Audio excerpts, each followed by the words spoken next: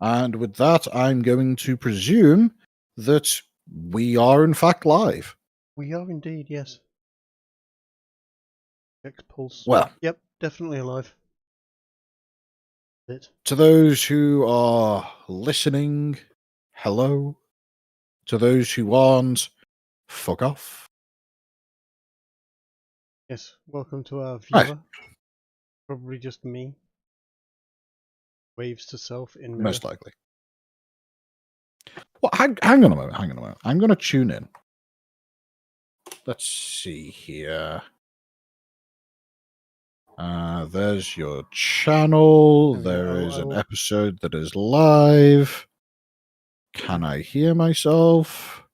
I can hear myself. Excellent. I've done the ultimate bait chat. If there is anybody watching, I'm fairly certain I will see an I in chat fairly rapidly. There we go. There we go. Excellent. That should be a long-term goal of the channel. What, to spell out Nigel in chat? Yes. Indeed. But wait, I'm dyslexic. I might spell it wrong. Oh, don't worry. Just make sure that there's an L in there somewhere. Hmm.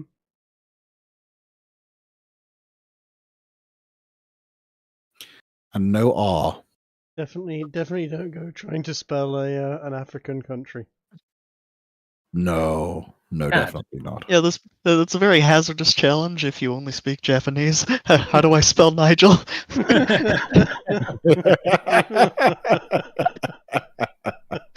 Oh no. Oh, good God. That's something that I never even considered, you know? So. Well, I hadn't until just now either. Coatrack, why don't you give us a recap as to the events of the previous episodes? We slew the whale. We came back and sold the whale parts. Did.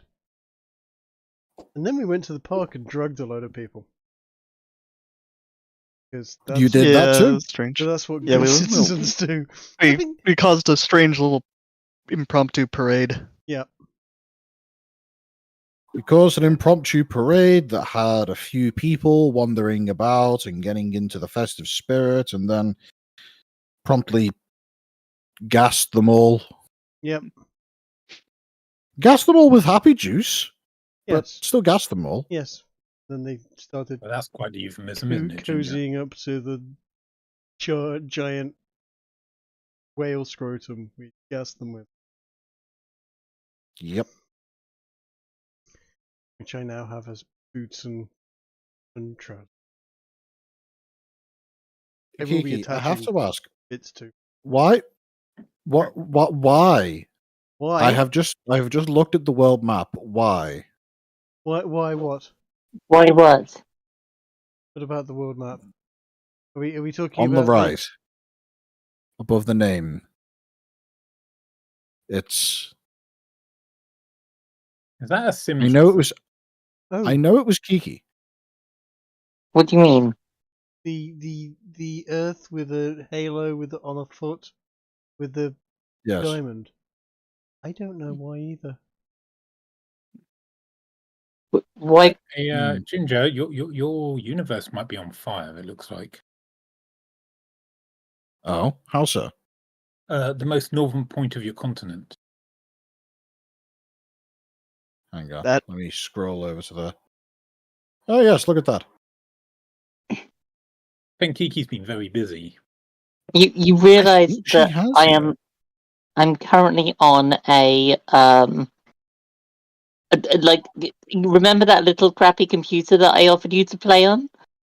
Uh-huh.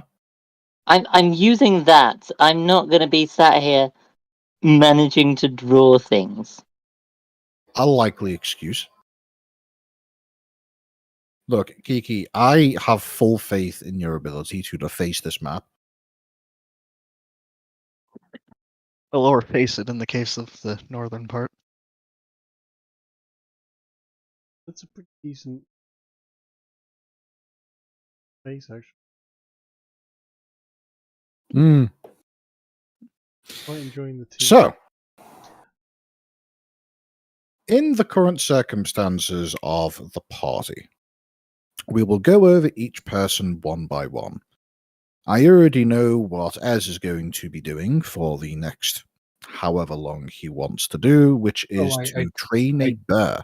I did want to add something to that, depending on how long we're doing downtime, as it were. All right, well, that can be the first question to the party. How long do you guys want to just kind of sit around relaxing and taking advantage of the fact that you have a decent amount of coin to your name? Well, were we not looking for? I mean, I don't. I'm pretty poor at the moment. Were we not looking for a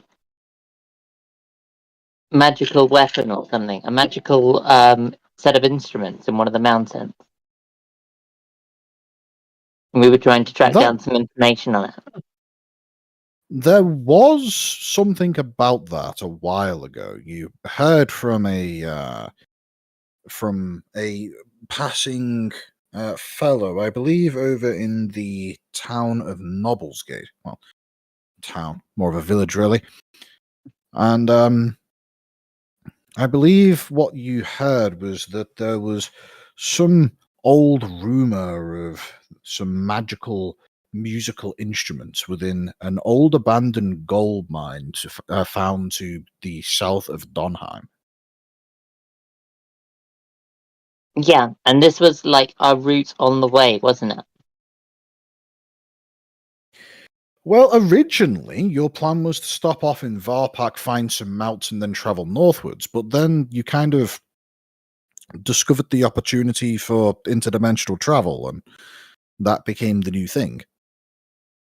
Yes. Now, I mean, it would be nice to pop to the university, ask them how long it's likely to be before we're sent off again. Mm-hmm.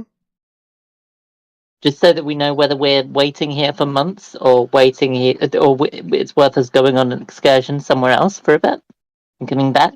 Oh, Okay. indeed. Well, I can tell you that speaking to Professor Lysander, he informs you that it's entirely up to you. They could get you sent out the next day on some little on the interdimensional travel equivalent of an errand, or you can hang around and they'll call you in when they find something that they feel is more appropriate to your abilities. I was going to say, I think we're looking for something more dramatic than picking up shells on a beach. Yeah. Yeah. Yeah, that's pretty fair. I mean, that is pretty much what you did the first time around. Yes. You were literally collecting rocks. Fancy rocks that go bang if you hit them hard enough, but rocks. I'll tell you what, whilst we're doing downtime, I will look out for and try to locate a bag of holding. It does bother me that largely my if I took everything of all of my possessions with me, I would be wildly over my carrying capacity as a extremely. Pretty sure we got a party bag of holding already. We held off on that, on making that decision, because of Kiki's room of Kiki's kennel. Yeah, the parlors, however, unfortunately quite small. Yeah. And quite cramped already. Yes, and I was going to get a party bag of holding, but we held off on that for the time being because we've still got the money that I did from the con, which in theory should be split up between everybody. So that's what I would like to do. If there is such an item lurking about for about a grand or so. To procure one. As a matter of fact, getting a bag of holding is something that in your time hanging around the menagerie, you've discovered is actually something that you could procure through the menagerie as part of the equipment kiosk. You could permanently buy one or perhaps indefinitely rent one, depending on your preference. It really would be a matter of how much for how much, really, on that front. I'm not a massive fan of leasing things. means I have to give it back, and it doesn't mean that it means I can't exactly just fuck off with the bag and go on travel somewhere else. Yeah, we're not happy unless we own things. Yep. That's entirely fair. And you are informed that for 800 gold pieces, you can simply buy a bag of holding from the menagerie, and that they will have to have a replacement commissioned next time the budget comes around for it. 800 sold. All right, then. Sold. You guys figure out how you're going to deduct that from your relevant pockets and consider yourselves the new owners of a bag of holding. I will take that out of my holding. We'll consider that the because I've got the best part. I've got quite a bit of cash because obviously we've done the performance and the scam, which everybody chipped in for. So we couldn't look at that as the payoff for the scam.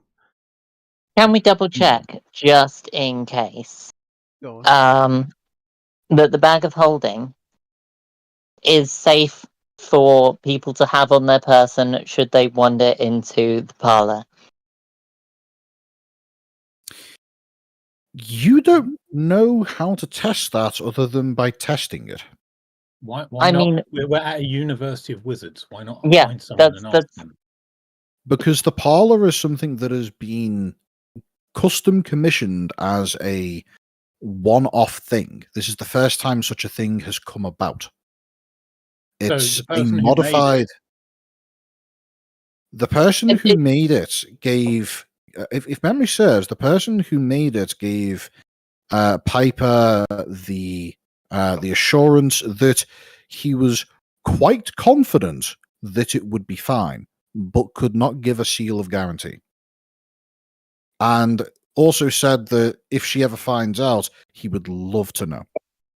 If I remember rightly, he also said that it was essentially the same technology that was being used for things like, for example, the Lysander's office.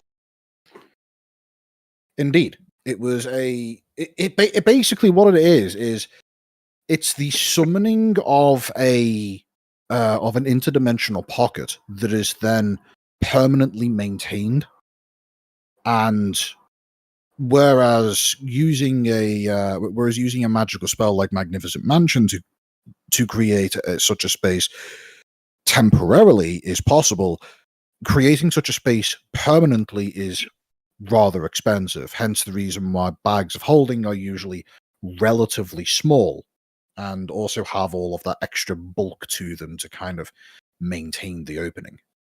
It is, however, slightly smaller than the office, which is a persistent extra-dimensional space, right? Correct. The office is a persistent.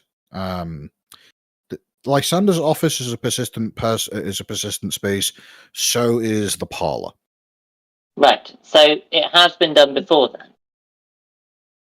It has been done before, but the entrance to the office isn't portable. Right. Okay. It should be fine then, I think. Would Lysander be happy for a bag of holding to be brought into his office? Is what I'm asking. If you ask him directly, he would confirm. He would pull out a bag of holding and say, "Yes." He'd got one in his office when we first went in there. Right. Okay. So there shouldn't actually be a problem with it, as far as I can see. All right. So tell me, are you going to take your newly acquired bag of holding and throw it into the parlor? No, I'm going to essentially stick it as part of the saddle on the dog. Yeah. That way we can actually have access to it all the time without having to go into Kiki's kennel. Yeah, I wasn't thinking of storing it in the parlor. I was more considering that the dog sometimes spends a reasonable amount of time in the parlor. Yeah. If the oven beeps, are the pizzas done? The pizzas certainly need looking at and making sure they're not burning and flopping around and etc. Has it beeped? Yeah. They smell a little like it's ready. So, That is what's been sorted with Kiki. That being said, still haven't figured out precisely how long you guys are going to be hanging around for. Is it just you're going to go wandering? I mean, we'll wait until any custom items like trousers, boots, etc. that we're having made are made. So long enough for that to happen. I don't believe there is anything custom along those lines being made up for you. We did have the That was all trousers, covered in trousers a previous. of disgusting whale gland being made that the guy Yeah. wasn't happy about. Yeah, it was the whale Yes. scrotum trousers. Yeah, that's right. Yeah. I believe he informed you that he was planning to get that sorted over the course of the next several weeks. Yeah. Given that he'd have to tan the stuff. If it's several weeks, we may as well go on an adventure. I agree. All right then. So, what do the party do? Are you going to be hanging around in Varpak? Well, we either stay in Varpak or we leave Varpak. If we leave Varpak, we should probably go somewhere else. That's a good idea. As in a carry on the adventure in general, rather than going backwards and forwards. So I would say we stay in Varpak until our business is concluded. Let's do another. I mean, are we thinking another university jaunt? If there's not another university jaunt available at this point that's of consequence, then is there an adventurers guild with a notice board that we can check? Good point.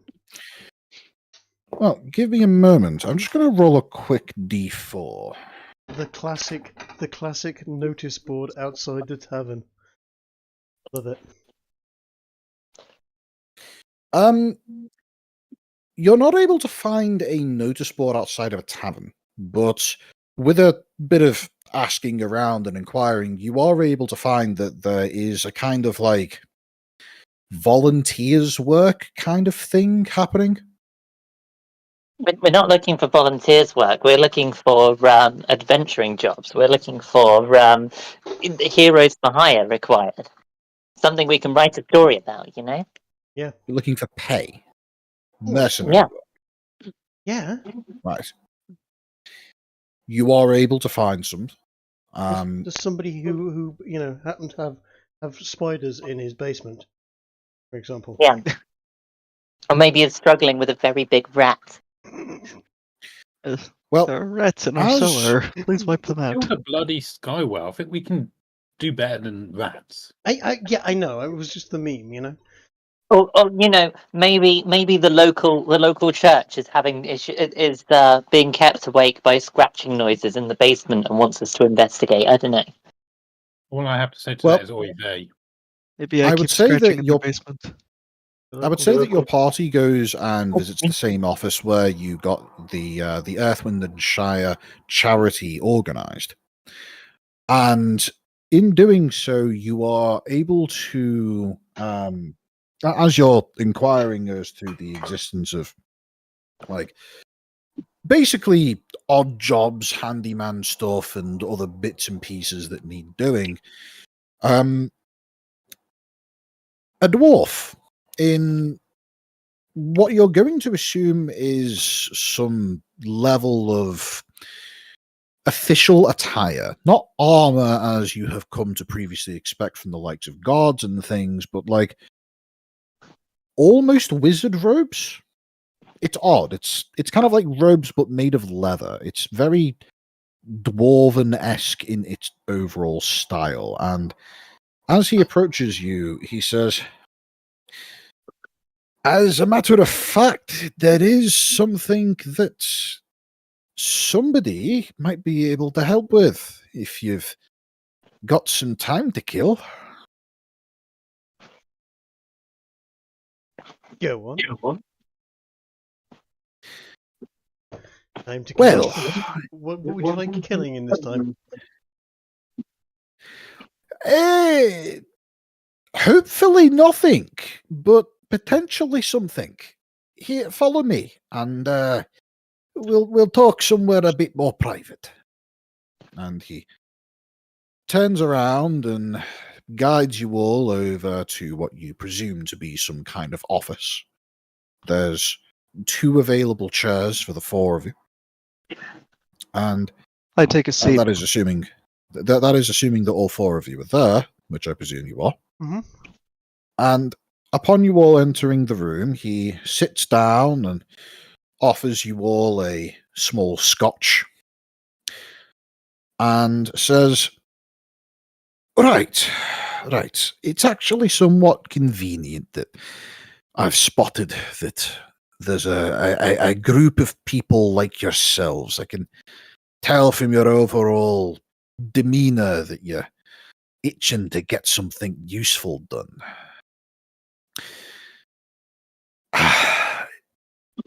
The city is suffering from a bit of a problem right now. It's being kept hush, so you're it's expected that once I tell you about the information here, regardless of whether or not you decide to go through with it, that you stay a bit, either leave or don't talk about it. Is that understood?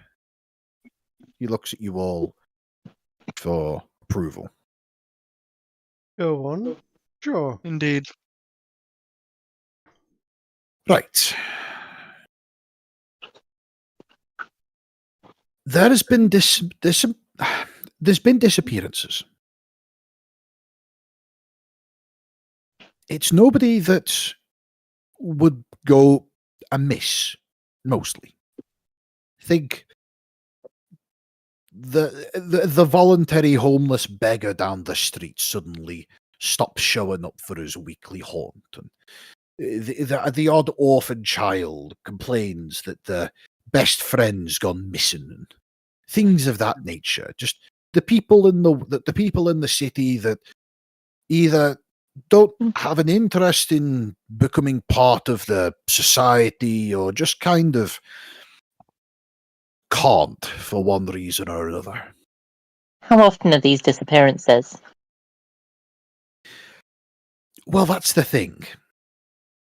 There's always been these kinds of things happening for time immemorial, but it's always just been put down to somebody sleeps in a gutter for one night too long and then never wakes up or something to that effect.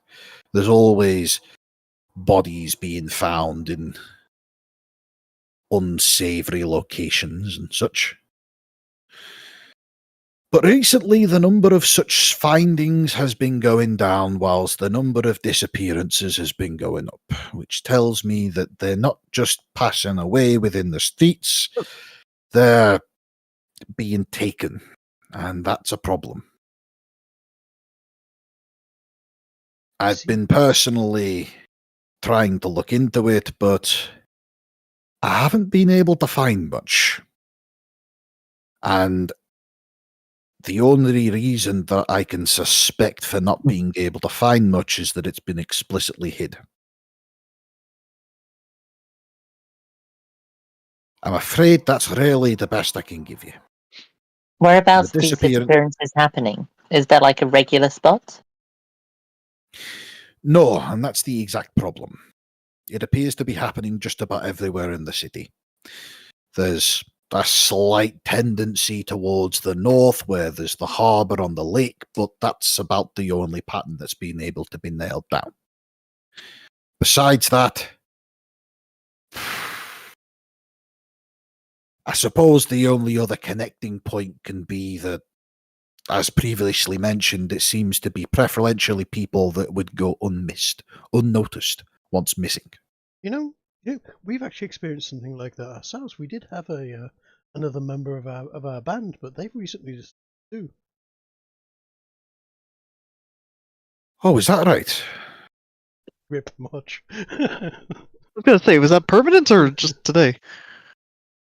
Motch is permanently gone. She's fine. There's nothing wrong with Motch, just to be clear. Mhm. It's just that we've She's had dead. discussions with her, and she has decided that she is D&D isn't her thing. Yeah. And so, as opposed to spending each Friday evening doing something that she's struggling to find enjoyment with, she's decided to just simply opt out, which I am personally happy for. I consider her a friend, and I don't want her to be doing something that she doesn't want to do. Absolutely.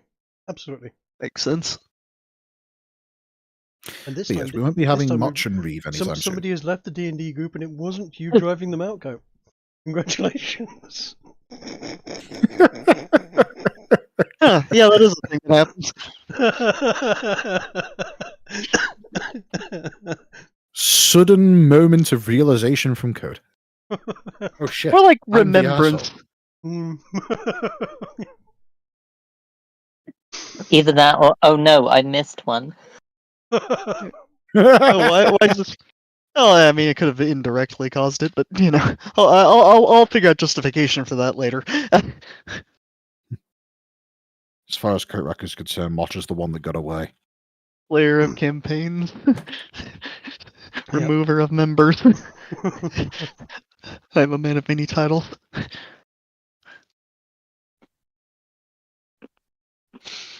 Driving off Lozzie is something to be proud of, though. Oh, I couldn't even remember what it was. I just knew it was something that happened. Gone thought. Go. Didn't you have a weird cringe text role play with her afterwards where you ate her corpse? What? What? We did eat. What the hell are you Lozzie's talking about? corpse. In the last game we were playing with Skog. We killed her. Yeah, but I mean, like, what was that about a weird text role play? Like, I'm pretty sure we just flat out said we ate the corpse. Oh gods, no! It was her in the Roll20 chat. Yeah. Oh no, that doesn't surprise me. I didn't see that, but that doesn't surprise me. Yeah. Every time I hear additional information about Lozzie, it makes me think I'm so happy I don't know about this person. Something about leaving the dungeon to find a group of adventurers who aren't assholes. Yep. Good luck. Okay, with that sounds familiar. Mhm.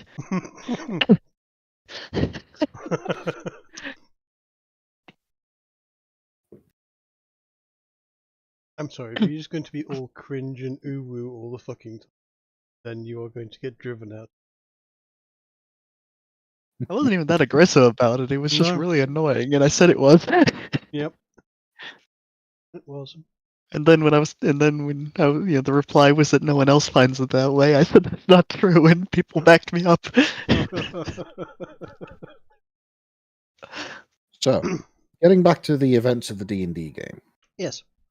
This dwarf is sat across from a desk from you, scotch in hand, staring at your party, and he has effectively given you the following task.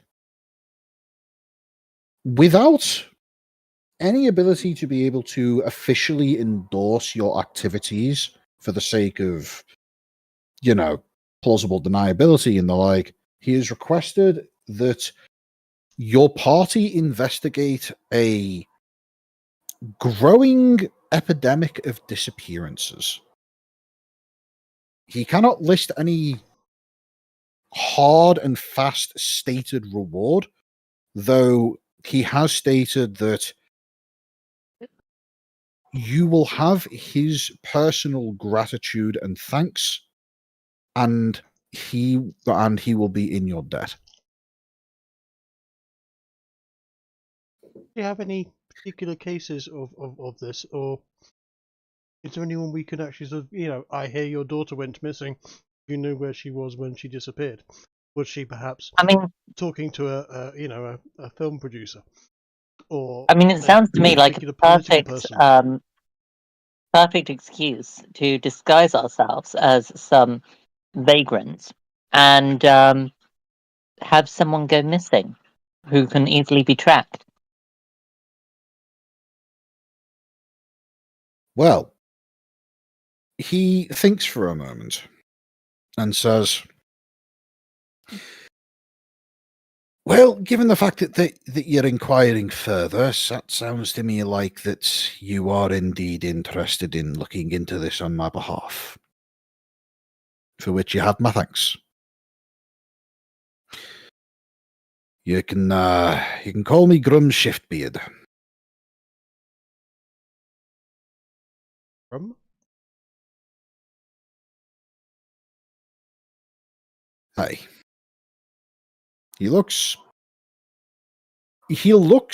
as though he is a man dealing. Okay. I'm gonna describe this to you without the need for an insight check, because it's blatantly obvious. He looks like a person who has never done anything wrong in his entire life, who is now looking to buy Class A drugs. Okay. He has that air of he really doesn't want to be doing this, but is being forced into it. In the wrong place and uncomfortable bed. Exactly. Fairly convinced But he he's says, about to get mugged, and as a result is giving the impression to everybody around him, please mug me. pretty much. Yep. But he has looked at you and he has thought, yep, plausible deniability. And he looks at you again and says, there is actually something that you might be able to start off as with a lead. There was a elderly gentleman who was known around the southeastern region, the market district. I'm not sure how familiar you are with the city.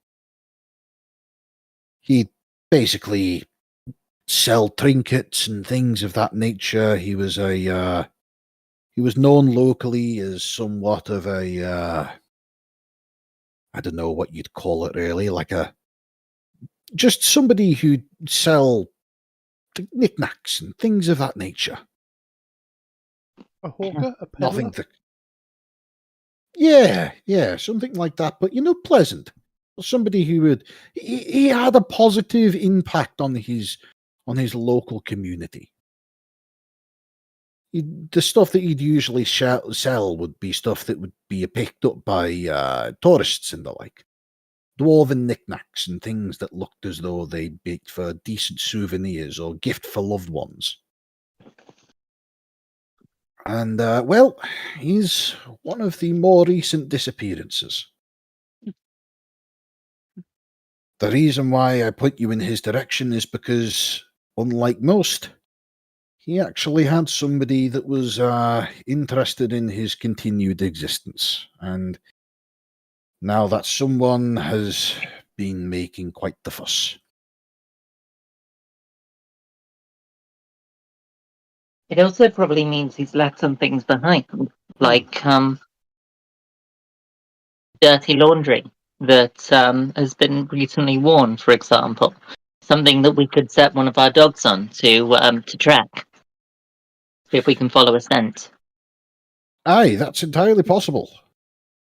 Can't say for guarantee, but it's worth a try. So, I mentioned that he had somebody that was looking after him. It's believed to be an adopted son kind of scenario. He lives over in the tourism district. Got this little house that he owns from the council. Right. Is anyone else getting Dallin Rodney kind of vibes about this guy? So if he rents the I don't know. property from the council, who has jurisdiction over his hedges? Does he have to cut them What? himself, or is that council managed, or do they belong to the neighbours? Why? Hedges. There's Why? clearly Sorry, you're not familiar with the city. Foliage isn't something that typically exists in Farpak. Sorry, I jest. also- It's something I have to deal with way too often in my daily work. I guessed as much, but the dwarf who sat in front of you is now perplexed as to why a halfling bard is asking about the jurisdiction of hedges.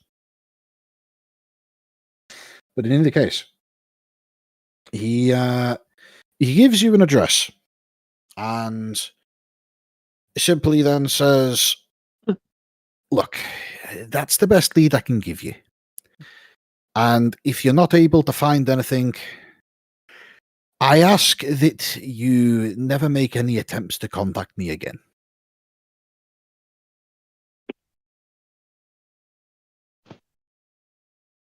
Do you understand why? Oh no, how do we get paid for this? How do we make good on the being owed a favour if we can't contact you after we found them? No.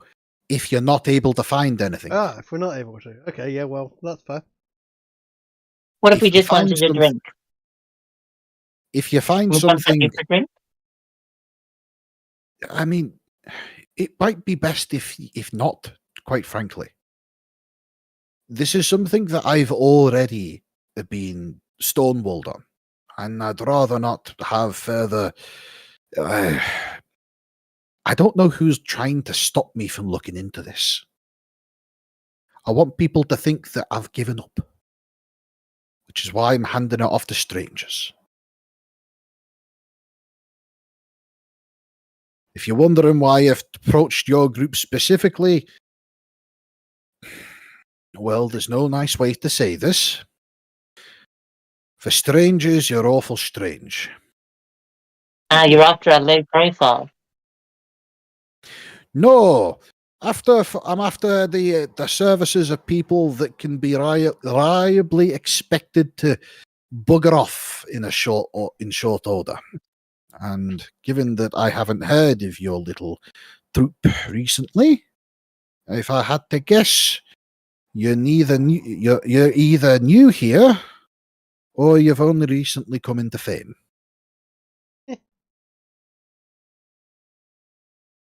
Little both. Can really, I be yes. Can I be expecting your little party to be making your way out of the city promptly? Could be yes.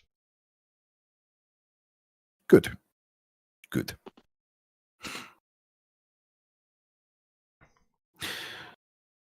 Right then. The name of the fellow that you're looking for is a one Martin Frogs. One Martin Frogs. Sounds No, vaguely Fogs. No R in the surname. Fogs. Fogs. One Martin Fogs. Right. Just Martin Fogs. Is it just Martin or one Martin? I'm lost here. He conjures up a little note in his hand using the prestidigitation cantrip, and it reads in common, Martin Fogs, spelled as followed.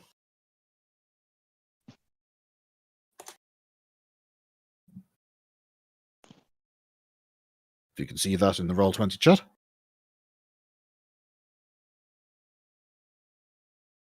Okay. That's the name of the fellow that you should be looking for. The one that's gone missing. Right, what's his mate's name? The one we can talk to.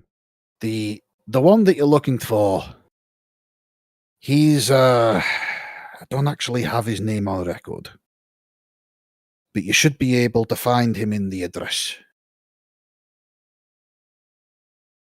Now, I've got a terrible feeling that you've been spending too much time in this office. I ask that you leave. Fine. Oh, and he reaches into his pocket and pulls out a small handful of coins and says, "For your troubles."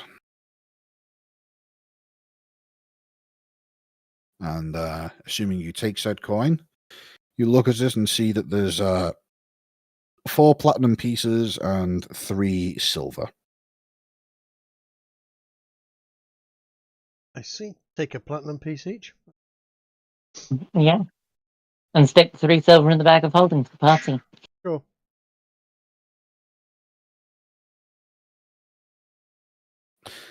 And with that, the dwarf basically just shoos you out of his office. Oh, and With an to actual be shoe, or clear,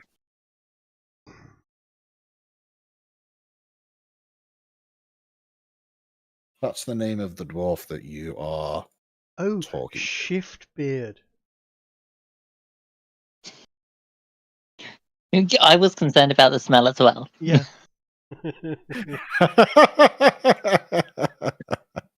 Known for having an exceptionally long beard and no toilet paper.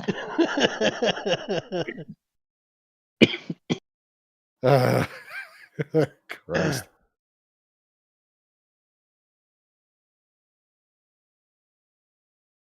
Right, I guess we're off to investigate this one Martin then. We should check this address. Right, it's been a pleasure, Mr. Shipbeard. I shake his hand. He looks as though he doesn't quite appreciate the comment, but shakes your hand regardless.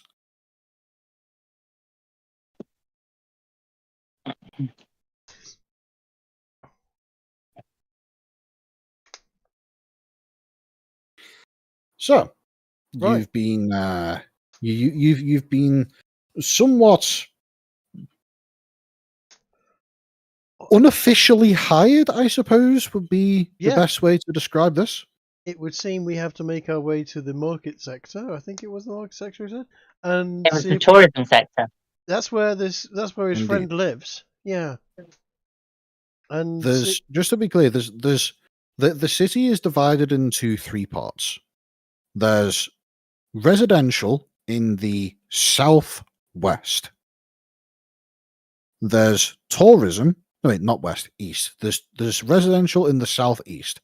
There's tourism in the southwest, and there is market in the north. It's three-way segmented. see, where's the university?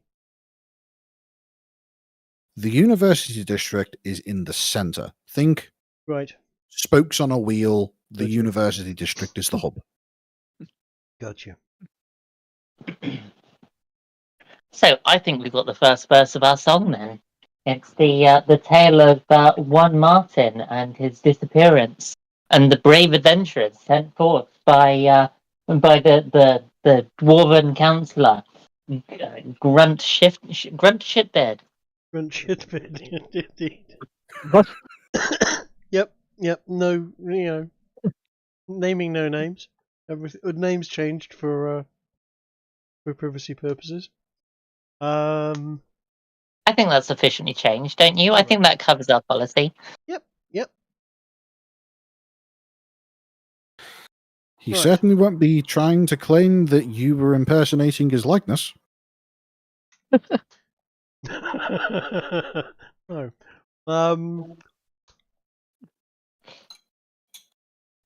Right. Can anyone do like skywriting? Yeah. Yeah, SKY. I mean, that's out loud, but I can write it as well. What do you want up there? I'll start like channeling the spell. Has anyone seen Martin Fogg's kind of thing? Okay. I will put up. Has anyone's? I'm gonna cast Skywrite as a what's it called? Ritual spell. Yep. And I'm going to write in the sky. Has anyone seen one Martin? WAN Martin. No, Martin. No, go with Martin Fogg's, because otherwise, no one's gonna. Anyone that does know him isn't gonna know who the fuck we're talking about. We actually want to get some attention at this point.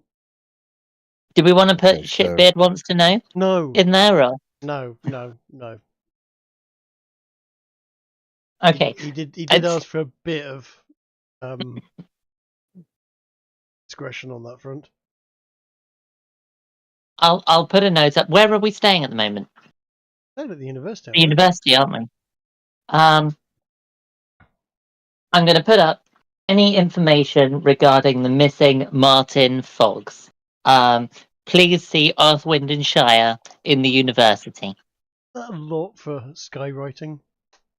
It is a bit. I'm pretty sure skywriting is limited to like 5 words or something. Is that? Let's have a look. Spells. Yes.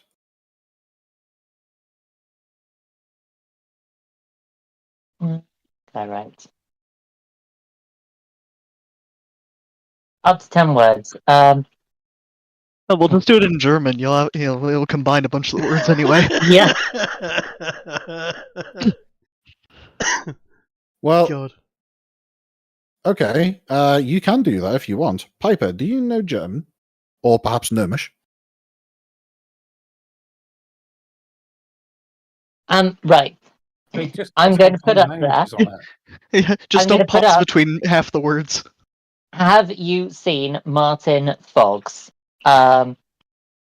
report to university? And then I'm going to put Earthwind and Shire. And I'm going to hyphenate the and Shire to make it fit. Okay. Okay. Exactly. Type it out for me.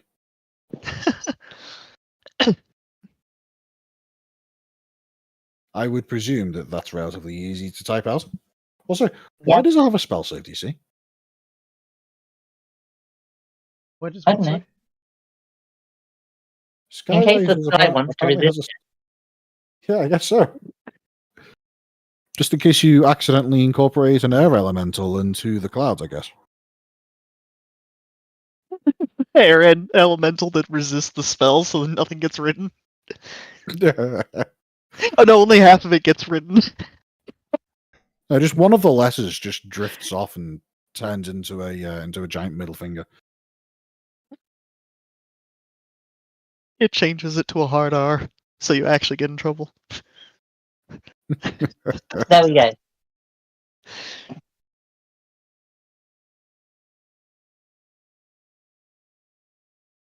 Sure, I'll say that works.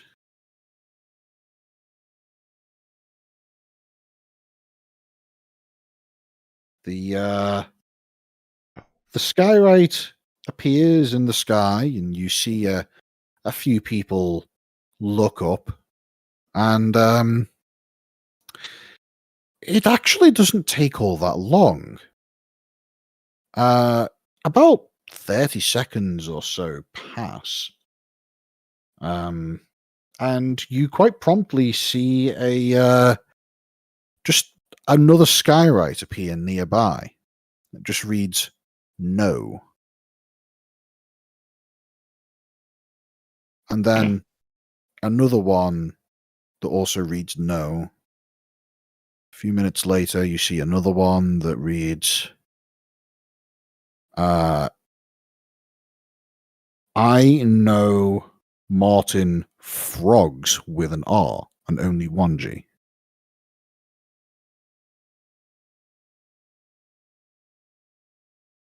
You presume that Right. I'm going to presume that recast Skywrite right underneath it with this. And we're going to start a Twitter argument.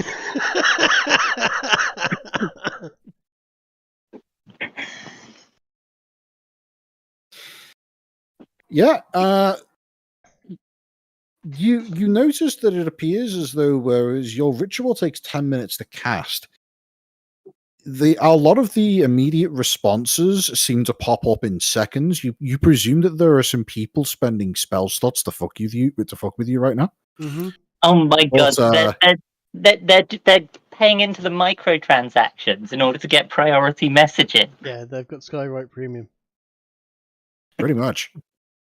Is but this it how doesn't- Blue Sky works? Yeah. It doesn't take too long for the response messages that are trying to troll you to peter out and to just leave your skywrite in place for a while. But yes, One of them After a corrects little your whi- spelling in the middle. Put a little caret with the letter you missed above it. it doesn't take long for, well, I say it doesn't take long. It takes about an hour for the trolling responses to all kind of just dissipate, and for the original message of "Have you seen Martin Foggs? Report to University, Earth, Wind, and Shire to remain alone in the sky."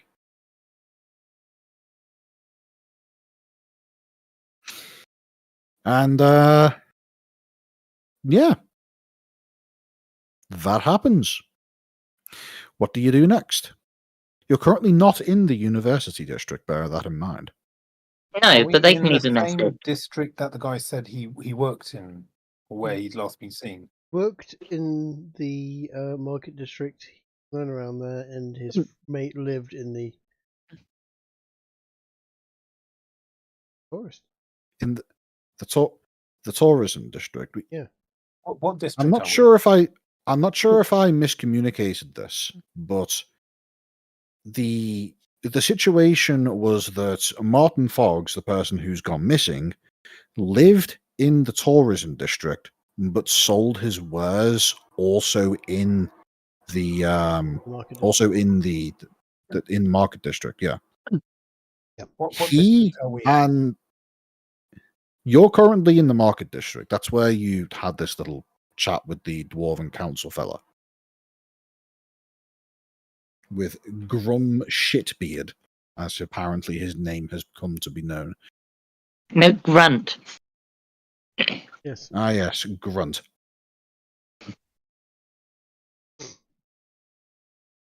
Okay. I suppose I may as well play into chance of luck.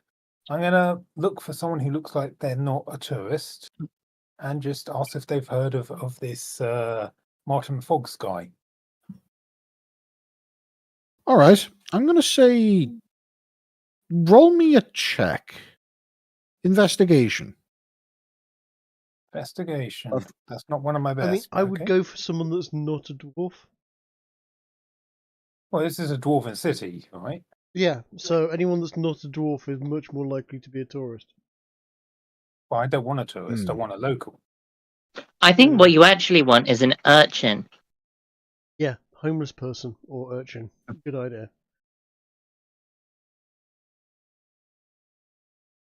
A little shitbag pickpocket. Oh my god, we've already solved it. It's Essig. See, I was thinking that as Mr. Beard was telling us the story, but I mean, it's been a while since Essig kind of like went on his own.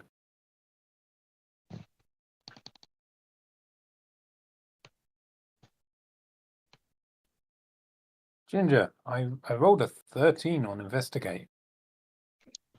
Indeed, you did. Give me just a moment.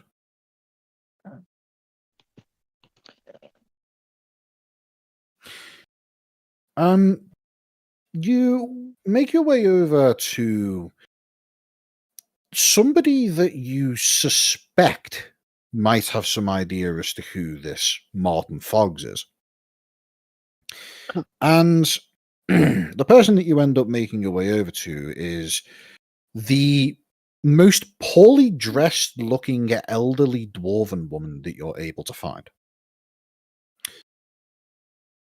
A good choice.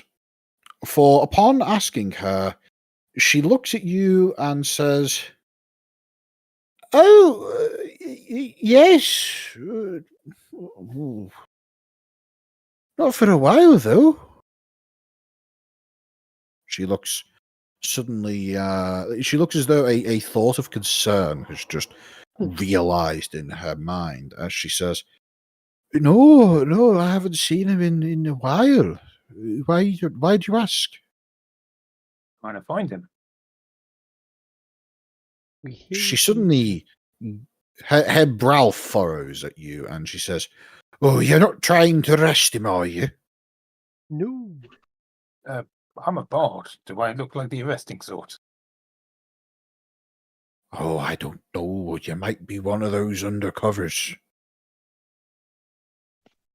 I mean, bards Just do raise spend an a lot of eyebrow time at under that, and then covers. just gesture to everyone in the party.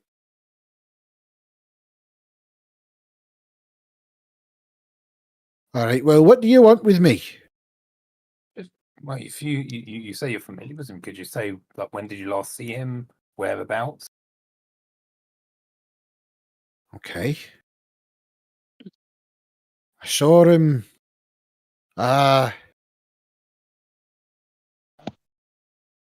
She just kind of stops for a moment and thinks.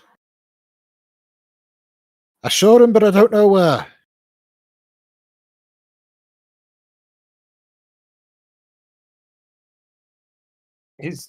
Do I get any feeling that she's trying to hide something here, or she generally just can't remember? Give me an insight check. Can I give a bardic inspiration to that? It might be okay, but if you want to. Yeah. With a 23, Oh, I would say. I would say you don't need to spend the bardic inspiration on this. You're quite confident that this older woman, but that she's playing with an incomplete deck. She has come to the realization that she shouldn't trust you. She doesn't know why. She just doesn't trust you, and so she's withholding any and all information. Well, I suppose could I use a persuasion to prove that we are what we say we are? Go for it. No, I Or shut perhaps a you up and do it performance, if you myself. guys would prefer that. I immediately put my hand up and deal with this myself. And basically say exactly what he would have said. All right. By the way, that's automatically an 18. Well, I'm guessing that would be an advantage if we're doing this together. So you have a minimum score thing going, do you? 18. The fact that that's at 3rd level. Bloody hell. Rogues don't get their reliable talent until like 11th or something. Jesus. Bards are broken, man. So, The College of Eloquence is very eloquent. Yep. Indeed. She looks at Essig, and you get the impression that all of a sudden she has found herself swooning for him.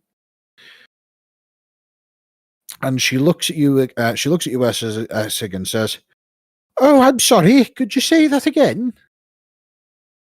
He says it, and this time ends it with tapping his triangle to give it a nice effect. But what exactly do you say? I forgot. Excellent. We moved on past this part of the conversation, so I don't remember. Well, she looks at you and says, "Oh, well, it doesn't matter. I suppose if you're with this fine fella here, then you can't be all bad." Who are we talking about? Martin Fox. Martin Fox. Oh, Marty, he was down over in the tourism place. He was I saw him when he was with his lad Oren. Orange? No, he's not orange.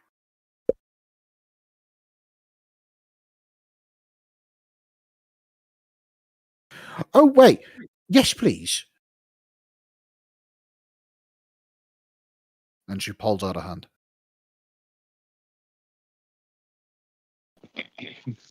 She's I looking can at do you water. expectantly, I Rod. hand her an imaginary orange.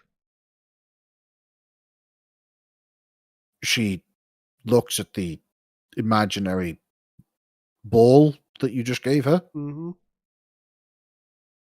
and she says, "That's a lime." I look back at it and go, "You're quite right." And cast illusion thingy, a minor illusion, and make it into an orange. Ah, so you cast minor illusion to make it appear as though there is now an orange in her hand. Yes. She says, "Oh, thank you," and then just kind of turns around and walks away. You know that scene recently where Biden was finishing up an interview and then just kind of turned around and wandered off into the Amazon rainforest. Yes. She just does that and just walks into a nearby crowd. Well, I guess we got another name, if we can Orin. trust that. Yeah. And Market District. Well, we knew the market district. We know that the tourism district is where it's staying. We now know Orin. Kiki, skywriting. Yeah, I'll put up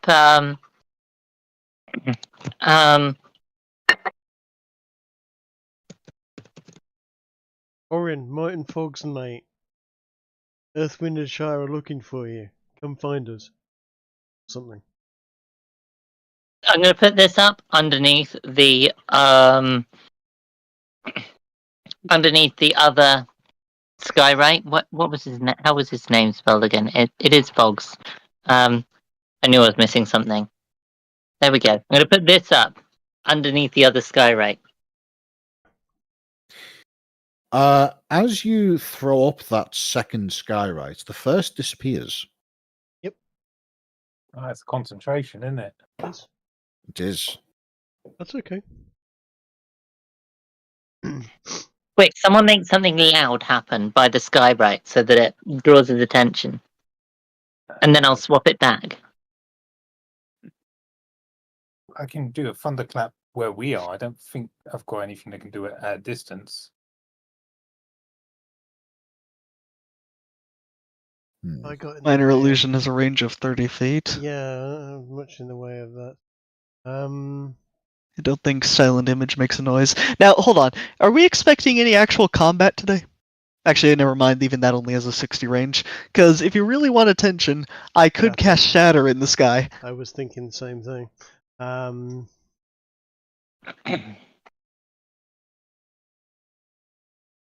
Great. I suppose I could Song of Creation some fireworks. Would that work? That would draw people's attention. Potentially.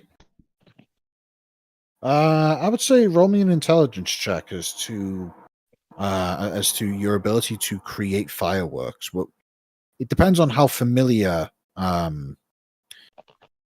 depends on how familiar that the Cardgar is with the concept of an exploding rocket.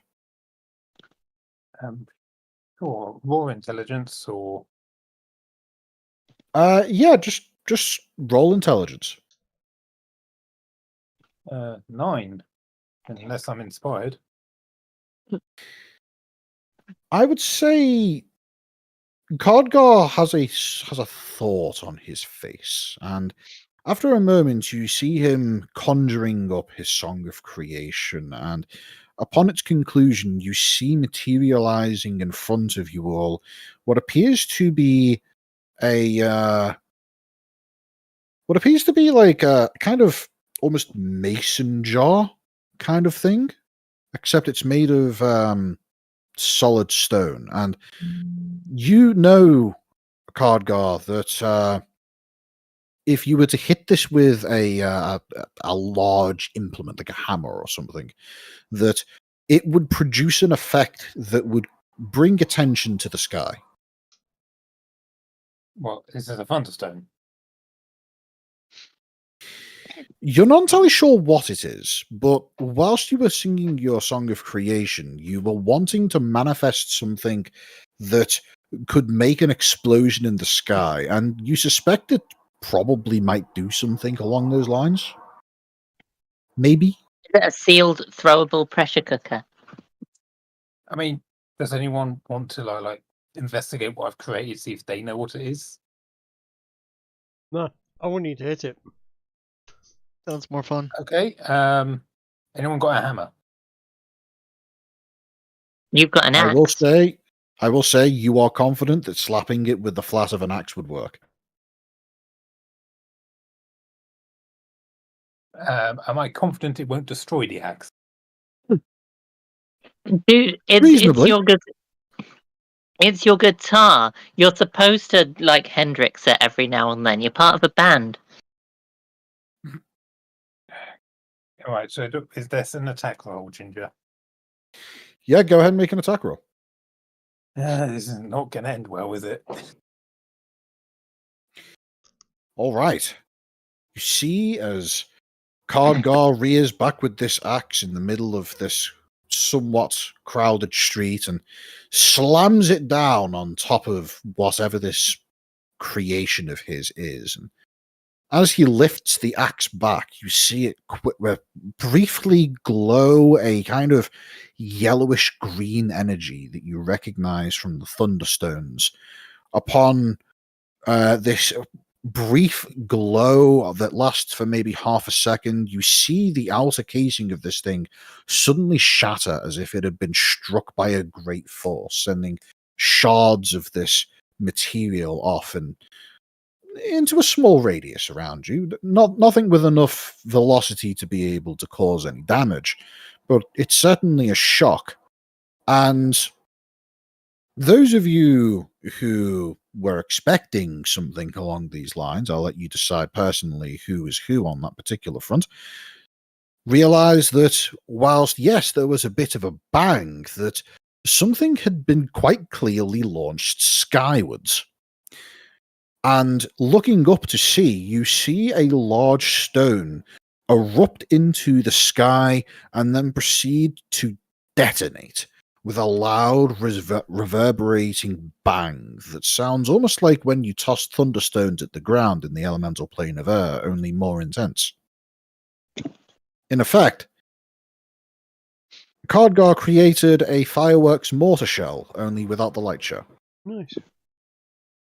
Whoop. Whoop, whoop. Well, I guess that works. How many guards are now descending on our position? It's alright, we can talk away at that. That's not.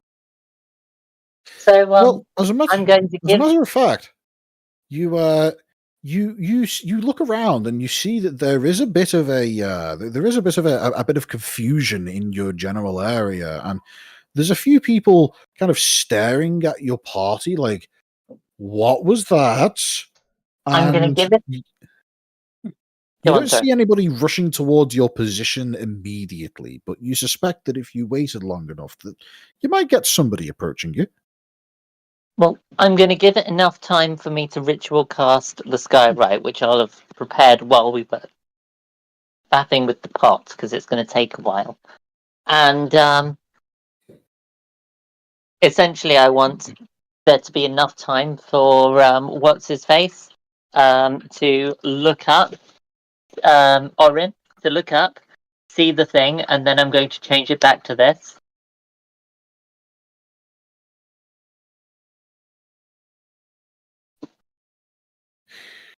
Right, okay. Information on Martin Foggs, University, Earth, Wind and Shire, callers. What is that? 1, 2, 3, 4, 5, 6, 7, 8, 9, 10. Well done. Well done. And yeah, once you get the Skyrite up with the new message, I presume you concentrate on it in order to maintain it there for as long as possible. Yeah. And in the 5 or so minutes it takes for Piper to finish that off, the small amount of hubbub that's been generated from this occurrence, yeah, it doesn't appear as though it's attracted any official attention. Even know it was a. Yeah, and as we're Wait. keeping a low You're profile anyway. You're telling me the police of this world are not interested in Twitter? I'm telling you that it appears as though that if there are any people investigating why a sudden explosion went off in the sky, that their first thought wasn't to run to the market district. Yeah. I guess, do we go back to university and see if anyone calls us? I think that's probably not a bad idea. I think we should check out Fog's house. We've been given the address. That's a good point. There might be a pub on the You way have been there. given the address. All right, so are you going back to the university district, or are you going to Fogg's house? No, let's go to the Fog's house and then a pub. Yeah, let's check it out. All Check out right, this local so pub. you make your way over there. Doesn't take you too long to arrive, and you say that you're specifically looking out for a pub along the way. His local pub would be the one I would be wanting to try and Right, find. fair enough. Well, you spot a couple along the way. There's no signs with names written on them, but you do see the typical hanging sign with a beer keg nearby, and one with a mug of ale kind of pictured on the sign.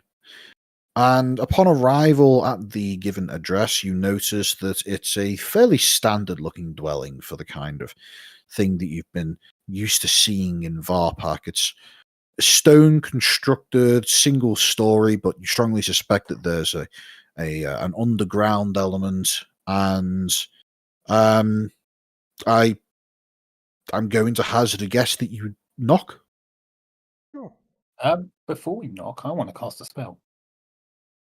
I mean, All do right. we not? It's a pub. It's during opening times. Don't we just walk in? Oh, I thought it was his house. I was okay. I was under the impression that you were on the way to the house, making a note of pubs along the way. Oh yeah, Yeah. yes, good. Go to the house, then visit the pub afterwards. Yeah, that's what I was. That's what I figured. Good. So what was that about casting knock on his house? Oh, I want to cast clairvoyance inside his house to see if there's anything worth seeing in there before we attempt to knock. Just in case there's someone rummaging around or something. Do you have the material components for that spell? What is the material component again? A focus worth at least 100 gold pieces, either a jeweled horn for hearing, or a glass eye for seeing. If you allow me to have gotten myself a glass eye from the university after last mission when we leveled up. Otherwise, I can Song of Creation one. Or we could steal someone's. Or find a half-blind person and bug them.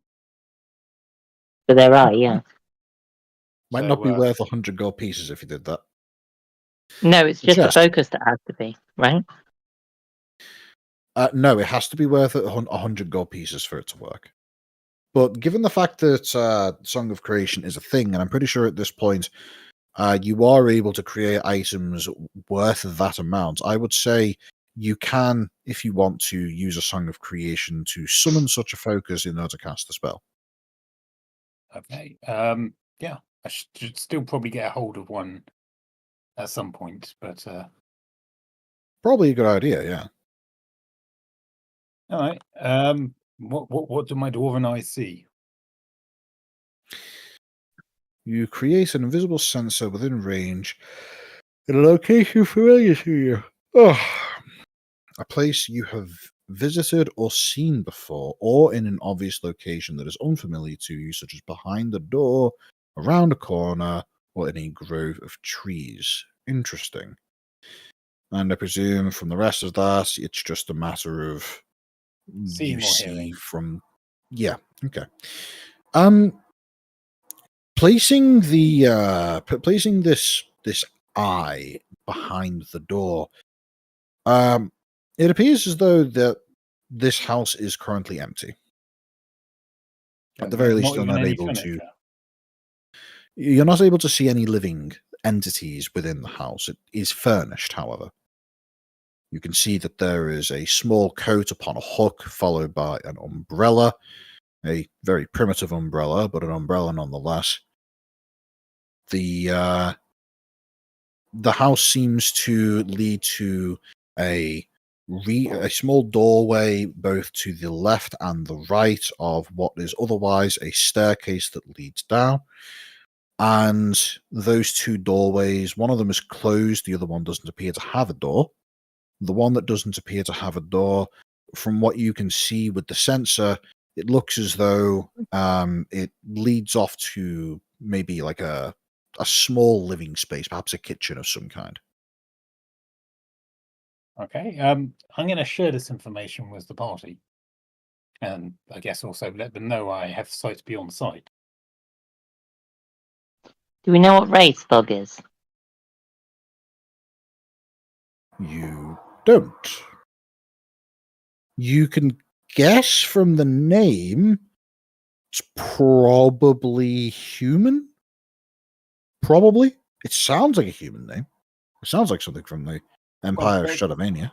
Do the clothes on the Coatrack look human-sized or dwarf-sized? It looks like a human coat. Okay. Okay. A coat's a really regularly worn, rarely washed item that we could probably get a good scent off with the dogs. Good point. That's fair point. Assuming it's the right man. There are two potential people that live here. There's whoever this Oren fellow is, and the man that's gone missing. How many bedrooms did you say there was? You don't know. I did say that there are two floors. There's a ground floor and an underground floor. Have we tried the door? The door is locked, yeah. You have not tried the door yet. Let's try the door. As you try the door, it opens.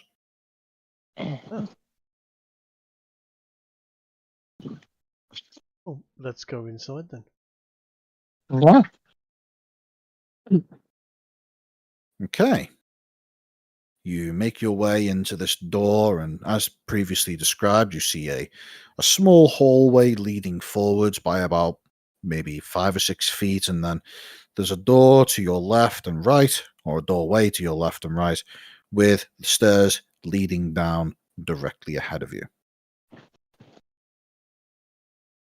I think it's worth we leave someone outside, and just in case someone comes around, and we could use the earrings of comms to communicate.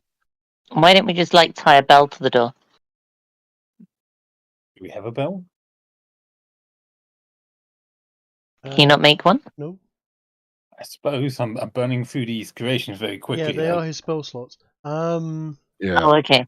I was going to say, I thought I picked up, it might have been another game, I was going to say I thought I picked up a bunch of, bells and strings and things for adventuring. I think that was our last campaign, though, wasn't it, Ginge?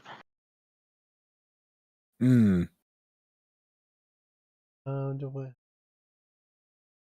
Anyway, I did not volunteer to stay on lookout duty because someone with the knock spell might be useful inside. I'm going to. Essig has knock, eh? Yeah. I'm That's a going. fun spell.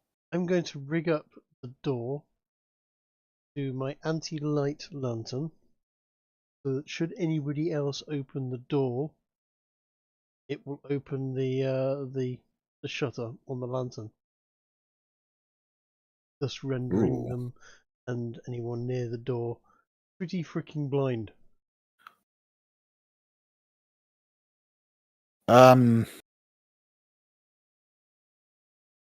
I'm gonna have to ask you to roll for that. Sure. Would you like a I'd bardic say give me a roll of your choice and justify the skill. Okay. I'm going to go with sleight of hand. Okay. Because it would be a tying an object with a piece of string to something else and rigging it and fashioning it in such a way that a certain degree of mechanism happens. Dexterity. And dexterity. And it seems like that's the sort of thing for it. How does 15 do?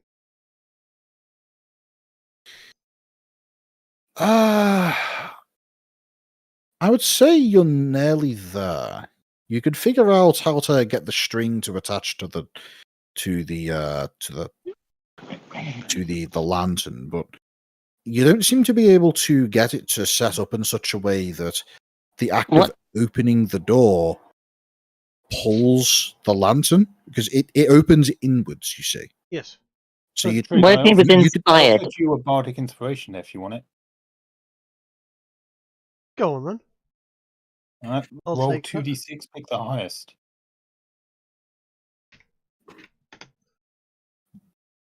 Wait, didn't we get it to D8s? Because we're level 5? Oh, yes, We yes, are. you're right. It's d8s now. I Roll was two thinking that. d8s and pick the one you want. I'll take the 7. With a 7, you are suddenly struck with inspiration. You turn the string into somewhat of a makeshift pulley by taking a dagger and jamming it into one of the spaces between the floorboards, and then running the string through the loop of the pommel of the dagger, thus allowing you to effectively invert the action of the string, meaning should the door be opened, the front porch area would suddenly be engulfed in darkness. Right. Groovy. I have fashioned that up and I'll let everyone know. If you suddenly see everything start going dark, someone's opening the door. They probably will mention, bloody hell, I've gone blind or something. But, good opportunity for us to hide / mug the person or whatever. It's a very backwards form of flashbang breaching. They breach it, flashbangs them. Exactly. We don't mug people. No. Well, Essig does it. Yes. Just tall folk. They don't count. True. Dwarves don't count. Yep. Dwarves count very well, I have you know.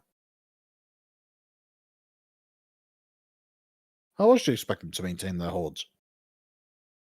I don't know. That one seemed pretty stupid when I was mugging.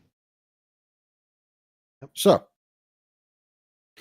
you've set up this this little alarm kind of thing, and you are in the front porch area of an unknown building. Do you split off and look for clues? I guess. I mean, we've got the main floor and then we've got a floor downstairs. I'm thinking 2 up, 2 down. Good do. Who's going where? I'll go. I'll take the basement. I'll join him in the basement. Why not? Fine. I'll take the ground floor with Geeky. Or Reaper. All right then. We'll start off with Cardgar and Essig going down the stairs. So, All right. it is, as one might expect, rather dark down there. Thankfully, I believe both half-elves and dwarves get dark vision, which is rather important, as there doesn't appear to be any obvious form of illumination inside this building. You make your way down, and you soon find yourself in what is effectively just a standard ground floor. It looks as though that there is a large central support structure, a load-bearing wall that contains the staircase itself, but otherwise, the undersection of this building appears to be largely open in plan. There's a small fireplace which looks as though it hasn't been lit in a little while, and some chairs and such. The fireplace is nearby a small, perhaps oven-looking scenario that appears as though it would share a chimney. Besides that, though, it largely just looks as though that much of this area is used for food storage. There's cupboards and things of that nature, which all seem to contain a small smattering of well-preservable foodstuffs, grain, cured meats, things of that nature. You suspect you may have wandered into what the people in this house use as a kitchen. Well, that was a waste of time. Let's go back. It's not a waste of a time. You've split up to look for clues. This is where you make like a 10-stack sandwich. Nope, we give up. All right, so Essex turns around and walks back up the stairs. But then, after giving up, he has a realization. Oh, He realizes giving up isn't the right thing to do, so he decides to continue searching. I see. So whilst Essig is having this existential crisis of being an investigator, what's Cardgar up to? I guess looking, is there any notes or bits of paper that might give an idea of what he was doing before he went missing?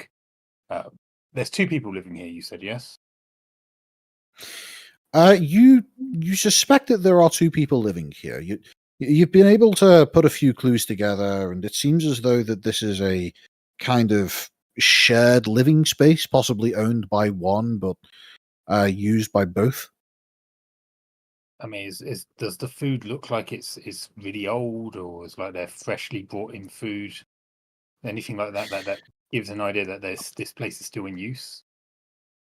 Oh, absolutely, it's still in use. I mentioned that there are cured meats. There's a large, what appears to be maybe a ham or perhaps a leg of horse meat that's just kind of hanging there in the cool, dry nature of this basement area. Does that mean Varpak has a Tesco? No? Horse meat isn't some... Okay, in real life, horse meat isn't typically eaten. In the world of Yisrael, horse meat is just meat. So Yisrael is France. I mean, Nador and Maya is partially based on France, yes. Yeah, Tesco used to sell horse meat and market it as beef. Yes. Correct. Oh, not intentionally, though. Well, intent is not something that is provable. Oh, okay, I will give did it. I will give a slight correction to what Kiki said. Tesco used to sell horse meat and mismarketed it as beef. People would have been very upset about it. The Brits do. Pretty sure we're not fond of that over here either. Probably a holdover from when you were British. So yes. Good God, that was 2013. Well, I'm just gonna throw an investigation check to see if I discover anything. Sure. Go ahead and show me what your role is. 21. Excellent. That's rather good. It is. Before you rolled, I was going to say that you find a small note that has been apparently left on the inside door of a cupboard. And this note reads, "Pick up carrots. We're having stew."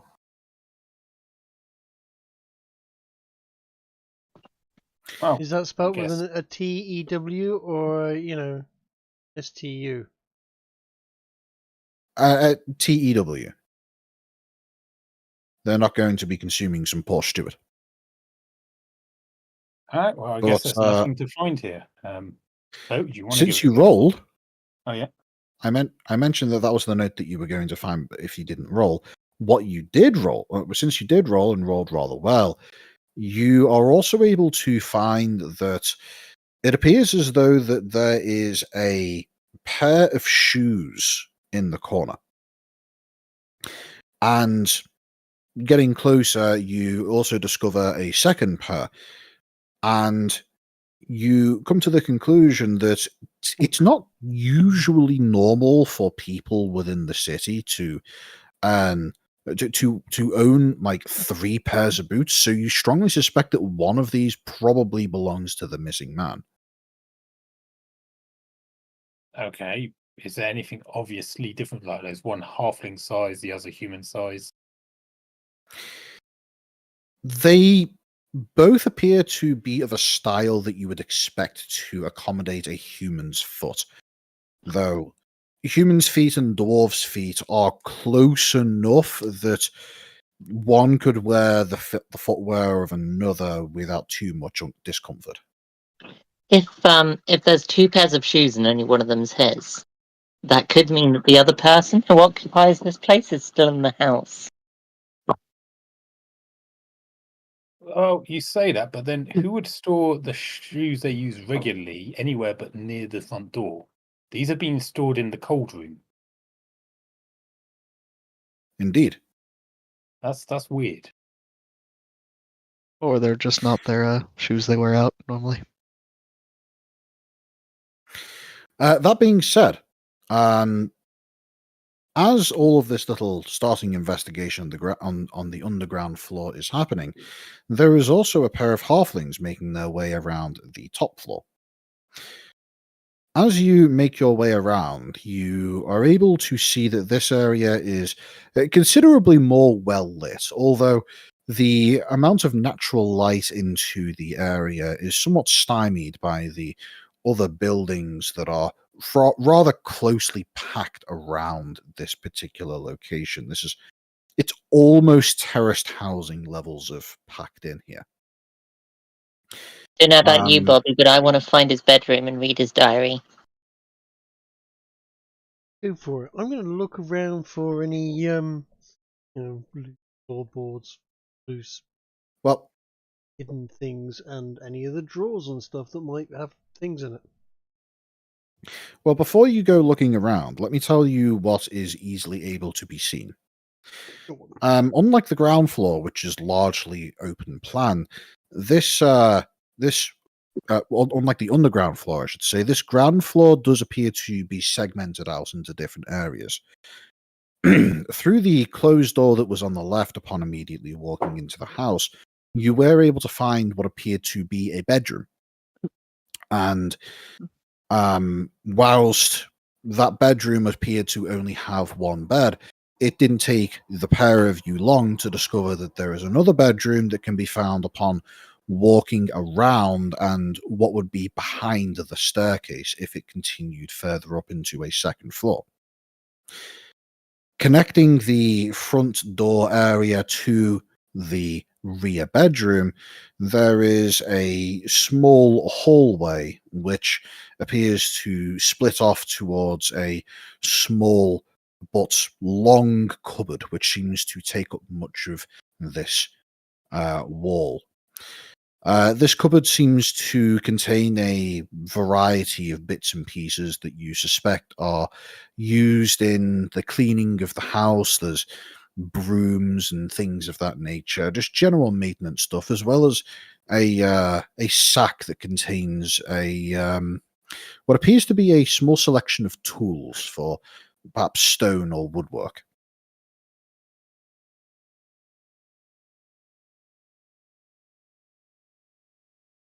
Tools, stone, or woodwork.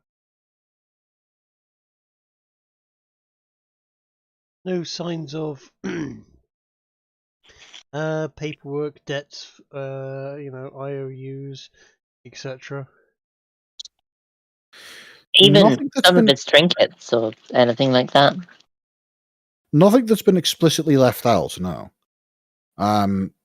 Looking inside the bedrooms, the one closer to the front door appears to have a single-sized bed with a bedside desk table kind of arrangement placed at the foot of said bed, with a small chest of drawers on the other side of the room.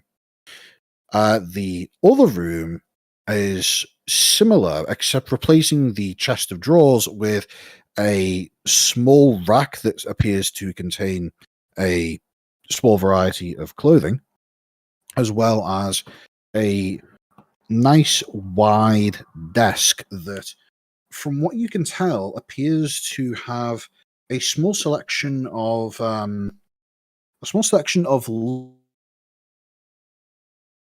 one of you may recognize Wait, as you a lockpicking set. you cut out a small selection of what? Oh, a small selection of clothes on the rack. Ah. And on the table, there appears to be a small collection of locks with a lockpicking set. Well, we're having that.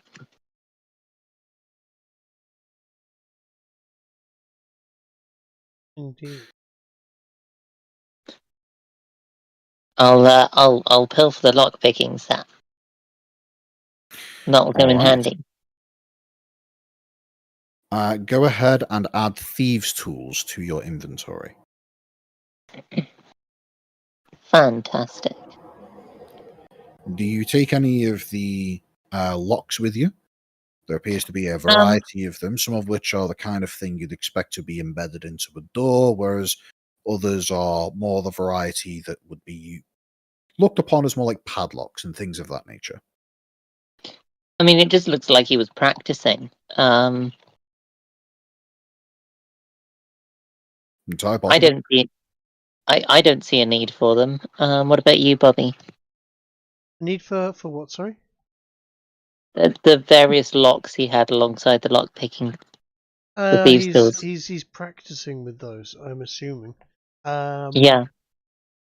Worth having a practice on. But no, I don't think we need to take them. Righto, so you've pilfered the man's thieves' tool set. And otherwise, you are familiar with just the house being somewhat sparsely furnished. And otherwise, the only containers that you have yet to peer into are perhaps anything that may be a concealed container, and also the small bedside tables and desks that are nearby. These tables do appear to have it's almost like a very small chest of drawers.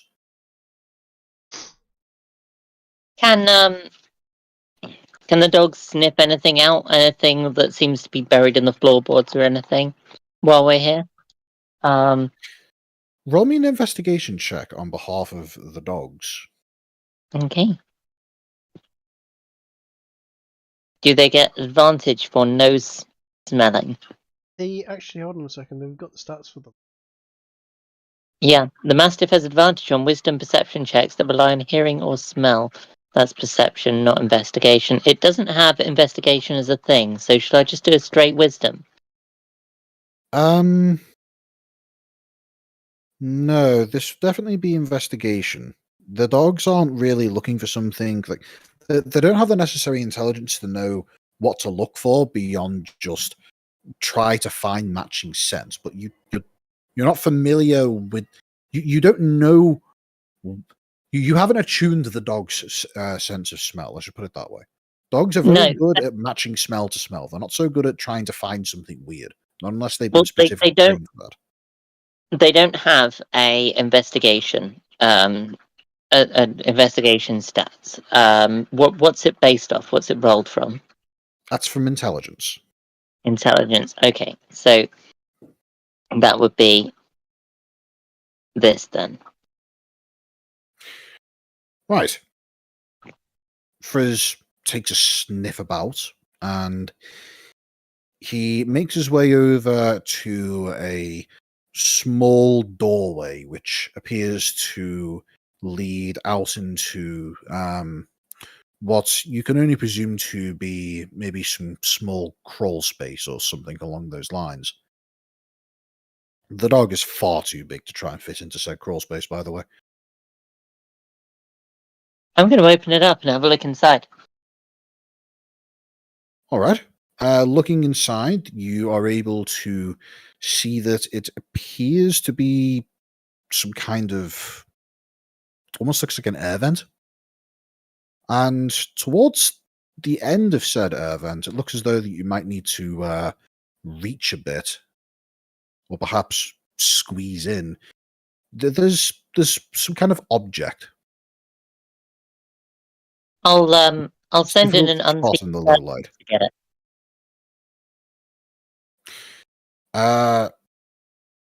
Sure. Unseen servants have been previously described as being somewhat skinny and gangly, and he'd be able to reach. Doesn't take too long for the object to be revealed in the light to be a small pouch. I think we found something, Bobby. He was clearly hiding this. It does seem like it. What's in the pouch? What's in the pouch? Inside the pouch, there is mostly just money. If you had to estimate, it's about 20-ish gold pieces, but there is also a small vial of some kind of yellowish liquid. It's about maybe an inch tall and maybe half that thickness. Ah, not so A interested. vial of purest yellow. I'm not so interested in the money, but the liquids. I'm gonna mark it down as yellow vial for now. But how much gold was it again? It looks as though it's somewhere in the realm of 25-ish gold pieces. It's mostly made up of silver, but with the occasional gold piece out there. You get the impression that you're looking at what might perhaps be the life savings of one of these individuals. Right, 12 gold, 5 silver each, right? No, keep it. If you want it, you can take the lot. I'm not going to pilfer someone's change jar. I mean, they're not using it anymore. Could come in useful finding them. It might be orange. I don't think this is going to be orange room. The vial, by the way. Yeah. The liquid inside of it, think orange juice, but yellow. Okay. Well, we'll do a You've got identify, haven't you? Yeah, we'll do an identify on that when we're in a better position to do so. For now, is there? And I would quite like to see if I can find a diary or a journal in this room. All right. Looking around, there doesn't appear to be any obviously visible books, but looking inside the little bedside table, this is the room towards the back of the house, by the way. You are able to notice that it appears as though of the two drawers in this little, I'm calling it a table, but it's really more of a small cabinet. One of the drawers appears to be locked with a obvious point where there would be a key, and the other drawer appears to open freely to reveal what appears to be a small selection of undergarments. Clean or? Do you want to investigate?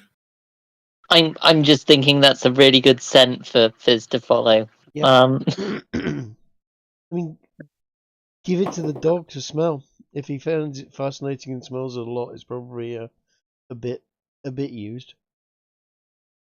Yeah. So, with an aspect of caution, you pick up a pair and you give it to Fizz to give a sniff. I'll get the unseen servants pick it up. I'm not touching those. That makes sense. You are able to come to the conclusion that these are either unwashed or poorly washed, as it appears as though Fizz's nose is it reacts to the smell.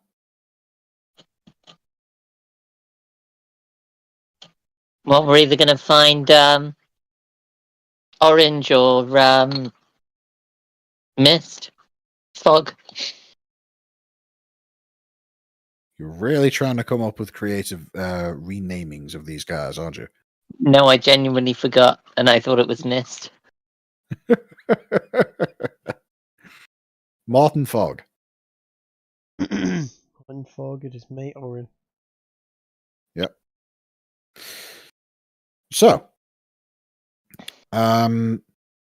switching back to the people on the underground area, you are in what appears to be a shared living space. And You come to a sudden realization. I'll let be either Coatrack or as decide whether or not their respective characters are the ones that come to this realization. I but obviously had this realization after deciding that it was worth realizing it. Indeed. All signs have so far been pointing to this being a pair of humans. And yet, there are no light sources down here. Not even a lantern. All signs, except for one very obvious sign, seem to point towards these being a pair of humans.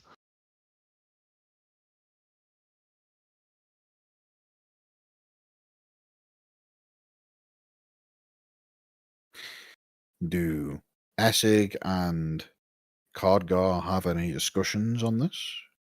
Well, that was me saying what I had to say out loud. Oh, sorry, I was muted. So I was speaking.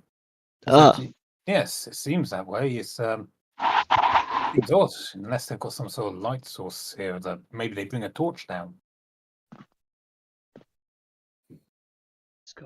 Is there any torch like sconces on the wall? There doesn't appear to be any sconces for holding torches, no.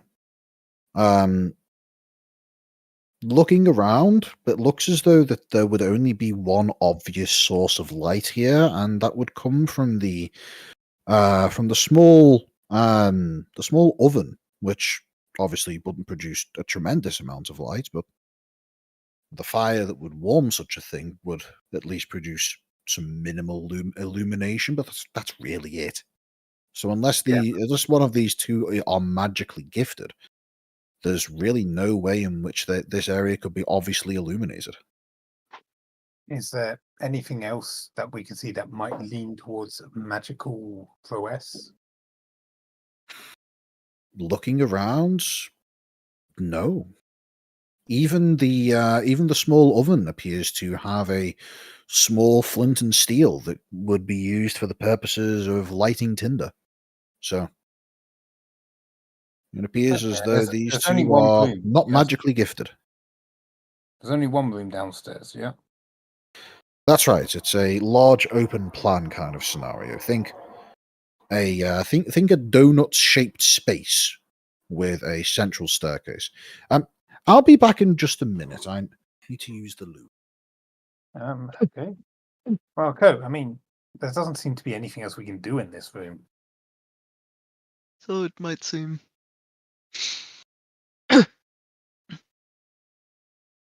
So maybe we go meet up with the others and share our findings. Sounds Can good. you bring us a sandwich? I don't really want to steal food from poor people. We don't exactly struggle to find food off our They're own. not poor people. They've got a stall in the market district. Still, it's like I don't know. It just we're not exactly like desperate for food, Kiki. I know. I just First, you want to rob sandwiches. them of their life savings, then you want to steal their food. I'm not robbing them of their life savings. I'm taking compensation for our time.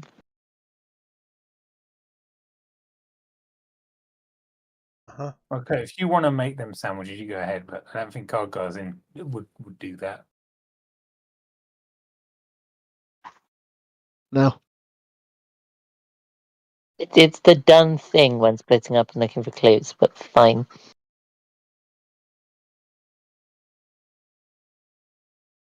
So, Right, I'm what back. have you guys found upstairs? What have you found upstairs? We found some yellow liquid. Yellow liquid. Ginger, are you still AFK? No. Can I use anything with my brewer's background to see if I can intuit what the liquid is? Potentially. No, vial. Oh. Sealed. Yeah, I mean, you even if it's in a vial, look at the viscosity of it, the color of the yellow. It might look familiar. The You vial can does taste it. have the vial does have what appears to be a wax seal on the top of it. It Oh. could be unsealed. Does the seal have any markings on it? No, it looks as though it was maybe sealed by having some kind of wax just simply poured over the top of it. Okay. Well, before I open up, is there anything I can intuit from not opening it up? Sure. Give me a give me your best check. Would that be brewer's tools? Would that be appropriate? Do you have an alchemy set, or I have perhaps a brewer's tool set. no herbalism kit?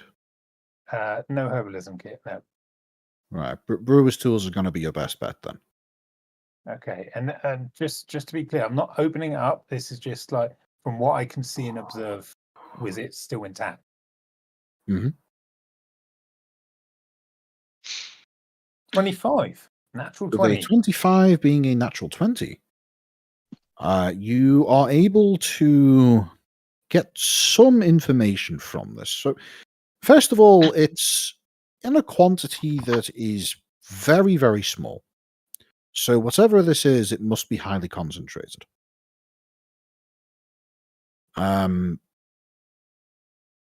It's definitely not piss. Wrong color. Absolutely the wrong color.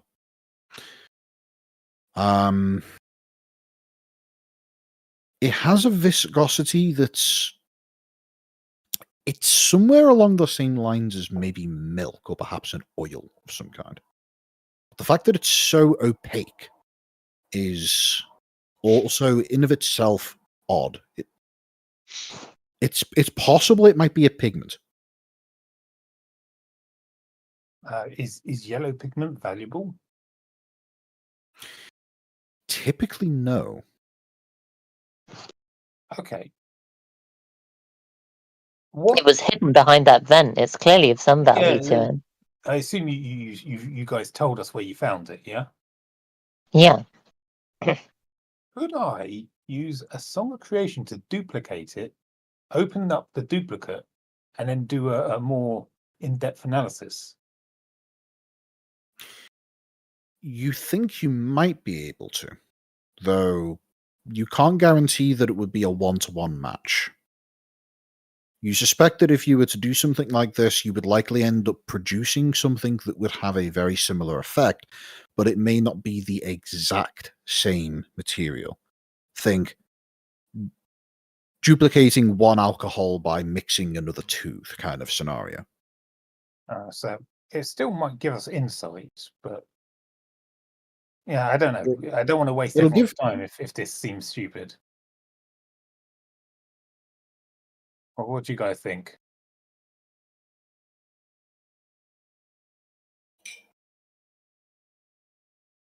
Apparently, they don't think. No. Yeah. So, no inner monologues. I want you to taste it. If you want to taste it, go ahead. I was just trying to avoid unsealing it before we knew what it was, in case it reacts to air. Well, Kiki's got the ability to cast Identify. Yeah. Oh. So, I would like to spend 10 minutes over it rather than burning the spell slot though. Sure, you can do that.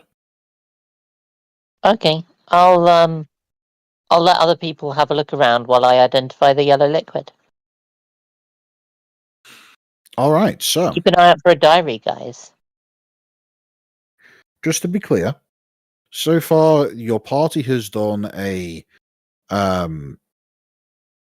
your party has done a fairly incomplete search of the ground floor and a somewhat more comprehensive search of the underground floor.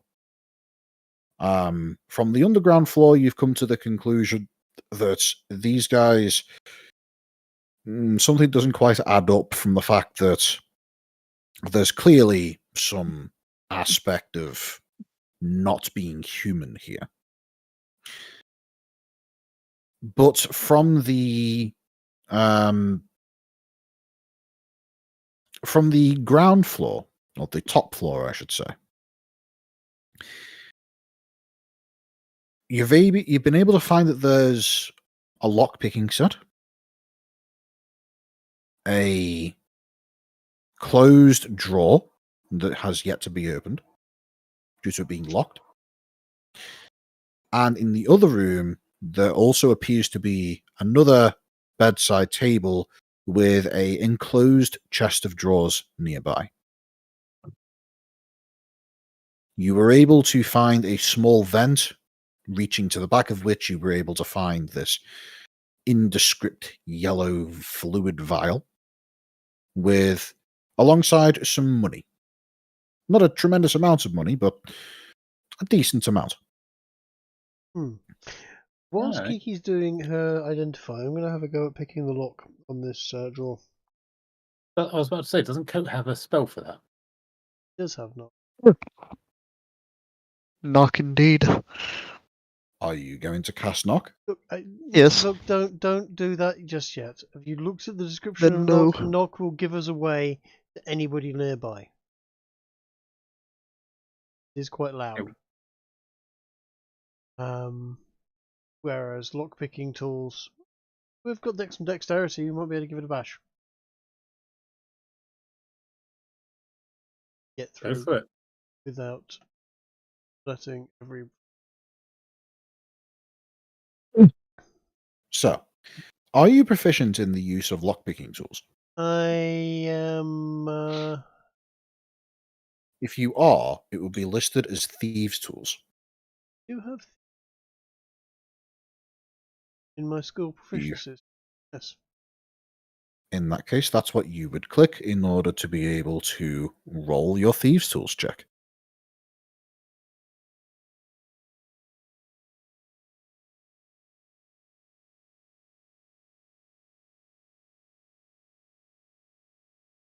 Oh. It might be that a small pop-up window is asking you It for has. a Yes. base attribute. That's gone off my strength. Why has that gone off my strength?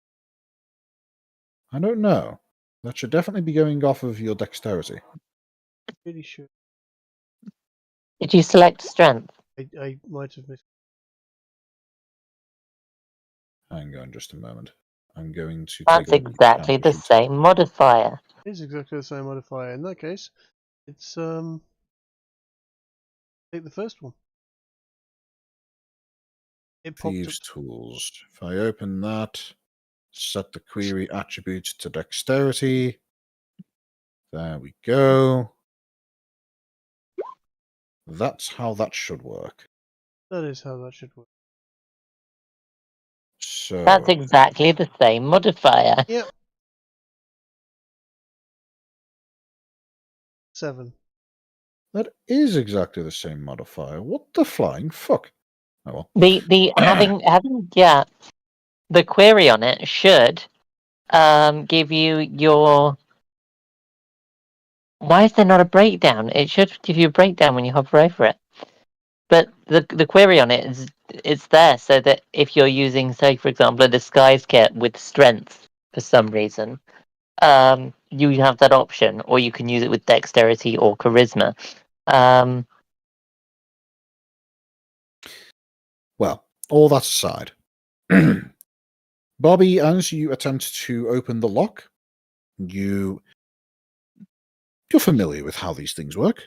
Yeah. You put in the tensioner bar, you part the little wave rake, and you slide it back and forth, and it doesn't work. It's clearly not a master lock. No, Clearly not. Could I give it a go? by all means. I don't have Thieves' Tool as a proficiency, but I do have Tinker Tools. Would that be a crossover, Ginger? You could give it a go, but you'd be rolling at disadvantage. Oh, might as well. Let's roll natural one and break the lock. I mean, or Tinker's something. tools are like fucking chisels and screwdrivers and stuff. Oh no, Tinker's Tools would also count things like what a watchmaker uses. Why are we being deliberately non-destructive with this? We're not exactly going covert here. Presumably, not? if we make an absolute mess, it's going to come back and bite us later. We're trying to find Kiki, this Orin guy who lives there as well. We want his assistance. We do not want him to go, get out of my house, you've stolen my shit, I fucking hate you. And then start making accusations against us. Which is one of the reasons why I didn't want to take the gold that you Well, yes, but if he comes back and finds someone with a set of thieves' tools trying to pick their way into his cupboards, he's going to think, thief. If he finds someone just opening it with a degree of force, he's going to go, clearly not a thief, but a home intruder. Yeah, but if he What's the doesn't net walk in and difference? catch us, I would much rather he didn't know we were there. Essentially, do you do these things slightly more covertly? I'm not going to start smashing up his house. Was the general thing. Should I give this a go then, guys? Can if you want to. All right. Of course, natural one. That is quite impressive. You see as Cardgar takes one of his a very small, fine chisel that one would use for just knocking off the flecks of a recently forged, very fine piece of metal, and pushes it into the keyhole and gives it a couple taps with a small hammer, turns it, snap. He pulls it out again, and the chisel's fine, but something definitely snapped. Yep. Snapped in a way to allow it to open? Well, you give it a pull and it doesn't open. With a natural one. Okay. Let's fix it. Okay. You cannot touch the part of the lock that has been broken. Mending won't work. The outer housing is in the way.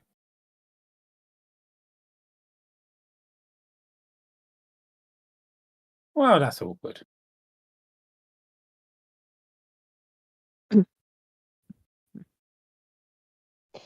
You can touch the part that's damaged if you disassemble the area around it, which you could then Indeed, put you back could. together as well. So chain mending. Or Coke could just cast knock. So, whilst you're having this deliberation, Kiki, your identify spell comes to fruition, and whilst it flags up some information that you really weren't expecting. Okay. What you are able to detect through the use of identify is that this is what would be best described as partially magical. Okay. It looks as though that whatever is inside this vial is non-magical, and you aren't able to identify the actual effect of it.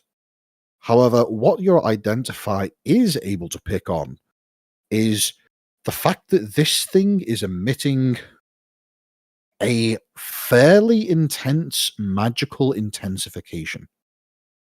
It's practically glowing with power. Whatever is inside of this is being enhanced. What are its properties and how do I use it? Let's see. If it is a magic item or some other magic imbued object, you learn its properties and how to use it. Okay.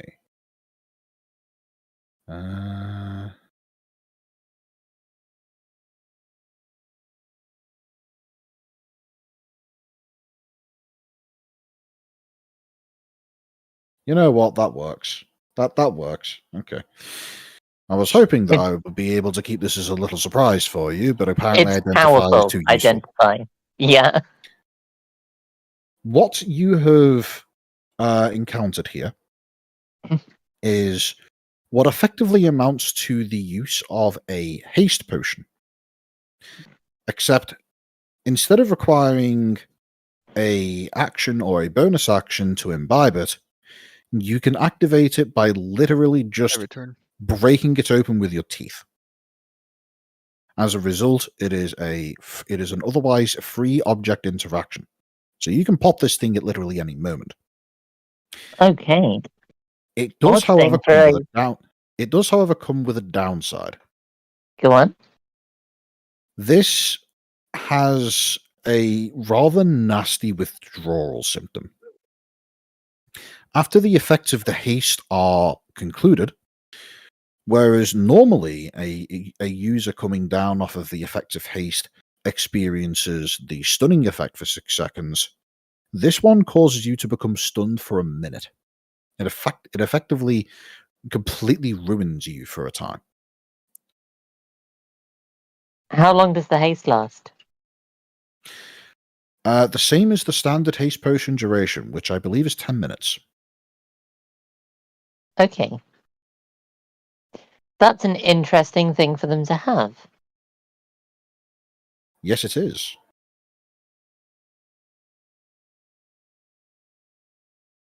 You're muted, by the way. Am I? I know I am. Along with the thieves' tools and the no light sources downstairs, these are interesting characters. These are not just Unscrupulous, one might say. particularly. Yeah, they seem roguelike, shall we say? Perhaps members of the Thieves Guild who've Potentially.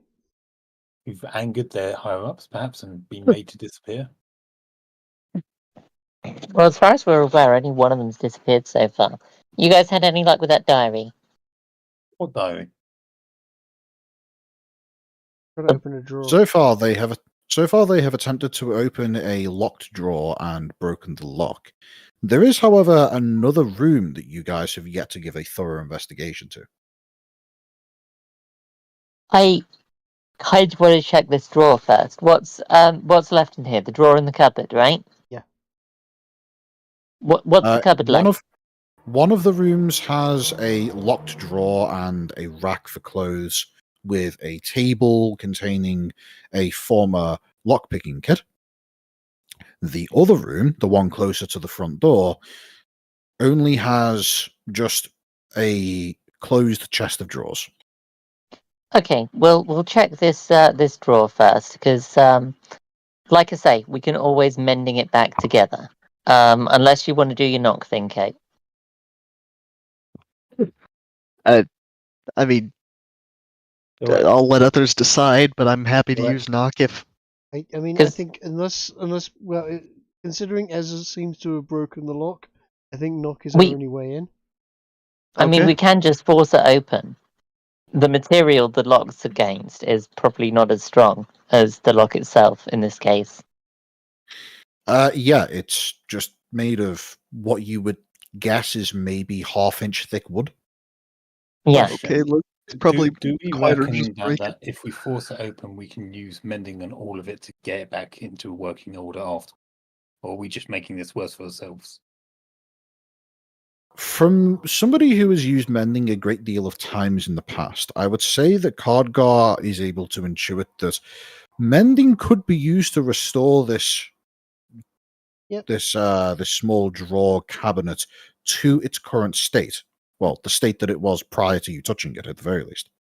However, it would probably take many castings of mending, resulting in several hours worth of work to do so. And maybe we shouldn't try and force it open.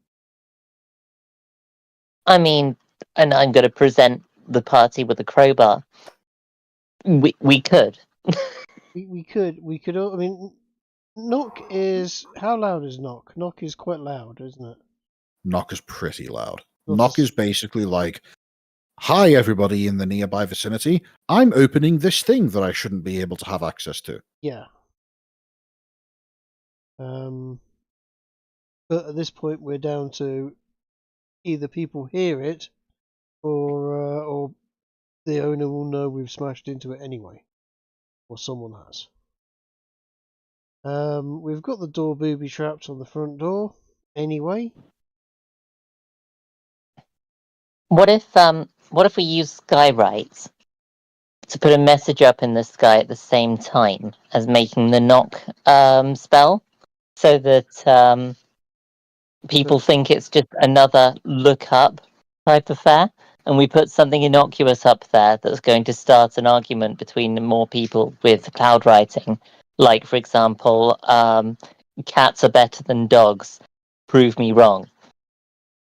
Sure. Could you post the text Casey- for knock for me, please, Kurt? Casey's husband doesn't realise his son's not his. It's loud and can be heard from about 300 feet. Yeah. If memory serves, that means that it has roughly the same sound signature as shatter. Yeah. Yeah. In fact, yeah. Well, I'll mask it with Trig's message.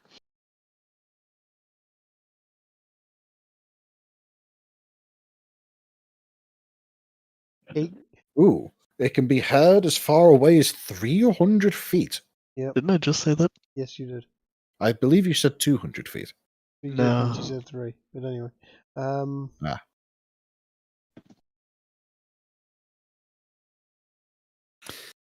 So yeah, do I'm you getting cast guessed. Here we knock? go. I'll mask this- it with this message in Skywrite. Assuming no one else has something they'd rather do, yes, I do that. All right. Essig steps forward and conjures a little bead of energy and presses it into the broken lock, and you are all immediately left with ringing ears as a sound that sounds vaguely like somebody knocking on a door is heard. And this is very loud. This is it's legitimately enough to make your ears ring for a good minute or so afterwards. Because remember, this is happening inside a stone building. You know what? Knock could be used as part of a performance. It very well could be.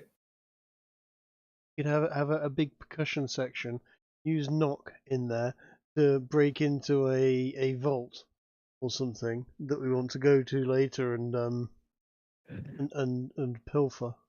You know, one very effective use of knock is to create a diversion.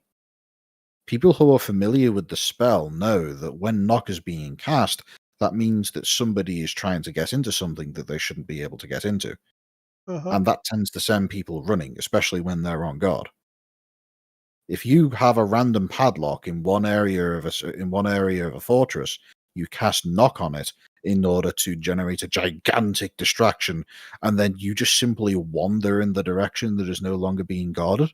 Yes. It's pretty much guaranteed to work. Anyway, that being said, knock has occurred. You are all shocked at the sheer loudness of this, and then promptly realize that the drawer is now hanging ever so slightly open. Awesome. What's in the drawer? Let's pull the drawer open. Let's have a look inside. See what's inside drawer number 1. You see a book. It is shockingly nondescript and appears to have a hard leather back. Rather fancy. It's not locked or clasped or it's out. Nope. It's just a book. Do I detect any? I'm going to. I just wanted to make sure that it's not warded or anything. Is there any way I can do that? I don't have a detect traps or anything like that. Type skill. Do you have the ability to cast detect magic? Let's have a look. Now, if Ginge really wanted to get you back here, he'd make it a book full of arcane sigils. I know. I was thinking that. Oh, that would be No, weird. don't worry. I'm far more evil than that. Okay. Also, I just realised I was really stupid there. Like, one of the examples of song creation is creating keys for doors. Yep. I could have no. literally just created the key for this. I'm going to open the book, see what's in it. What level spell is song creation again? It's not a a spell. It's a bard ability. the bard ability. Mhm. Very. I believe it requires a second level spell for him to cast it. If I do it more than once, then yes. Hmm. But I get one for free every day. You open up the book and you find yourself looking at a variety of text that is in a bizarre script. I would like everybody to list for me the languages they are able to speak. I can do comprehend languages. Common, Cast Elvish, and comprehend language. Dwarvish. Okay, so Bobby casts comprehend languages. Yep. Let's see.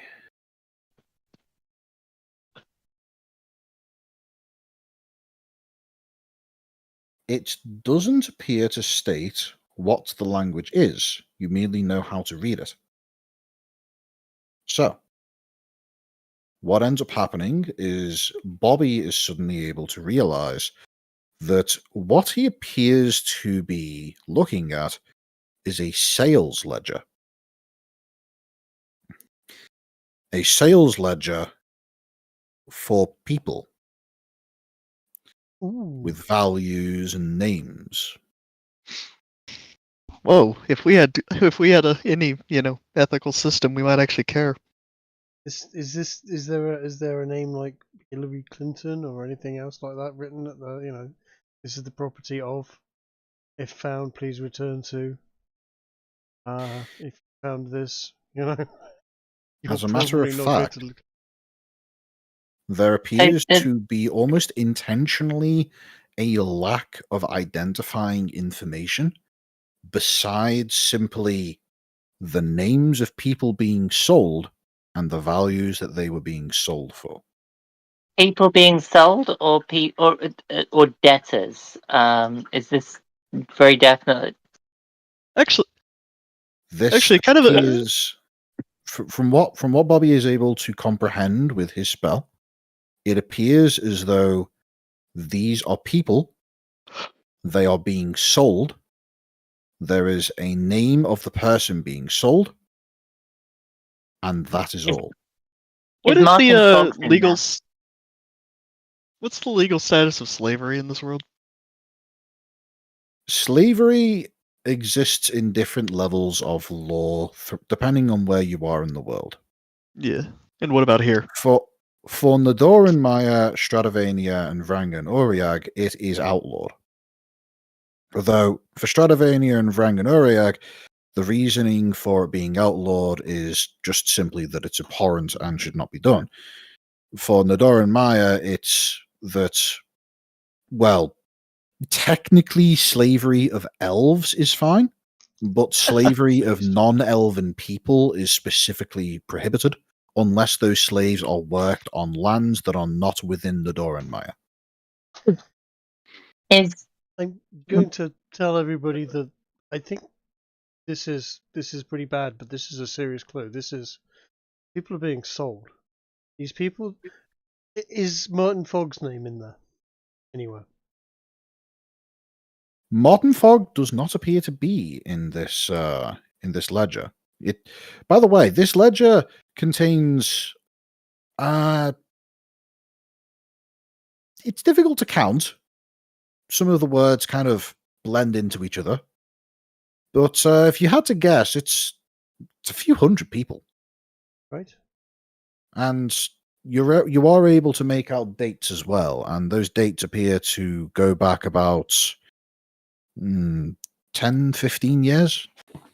Oh, Jesus Christ. Cat just jumped up on my chair from behind. What are you doing, Cat? Hello, Cat. Get off the chair. Scratching at the leather.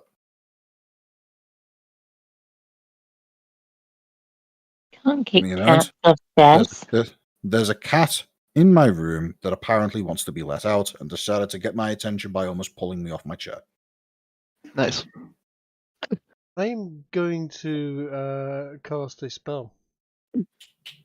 I'm going to cast Sending. And I'm going to send a message to Shitbeard.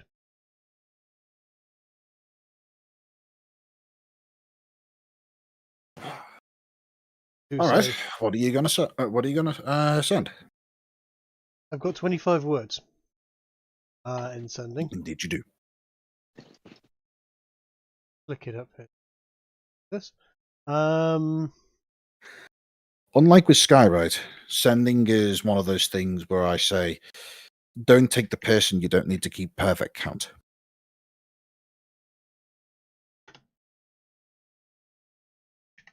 "25 words is a bit much to keep track of.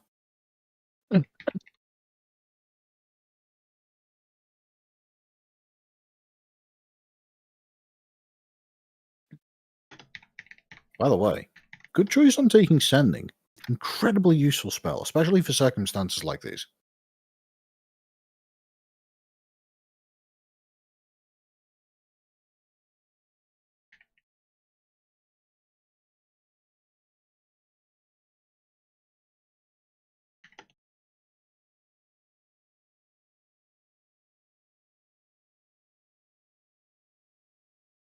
I assume you're typing this out for the sake of making sure that you get precisely the correct information.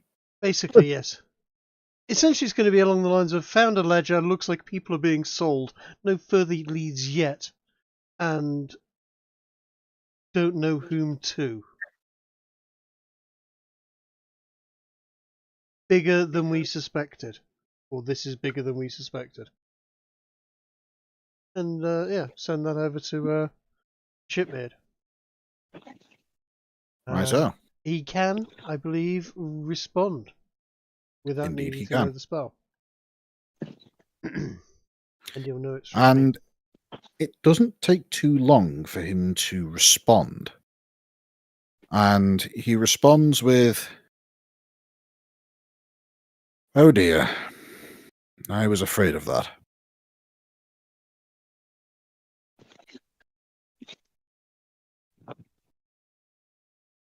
If you recognize the language, that's good.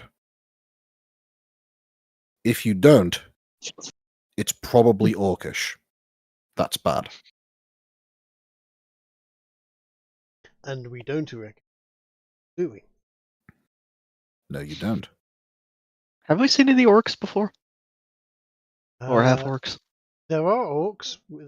If you look on the map, they're at the top right-hand corner of the continent. Oh, I meant like we. But we haven't, as far as I know, yet encountered any orcs in this adventure. Indeed, your party has not yet encountered even a single orc. They are not particularly common among civilized lands. Not in the lands that you have travelled so far.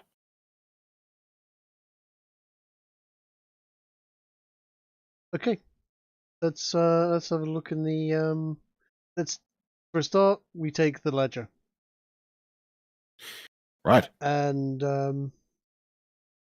let's have a look at this in this case that's in the other room. I'm now less inclined to be worried about.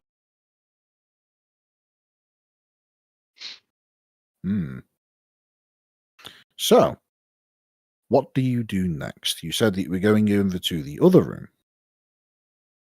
Yeah, if we've got nothing else to find in this room. Righto. We'll take an item of clothing or two that seems to be have been used, so that the dogs can to track these. And yeah, let's open this other closed box. Righto.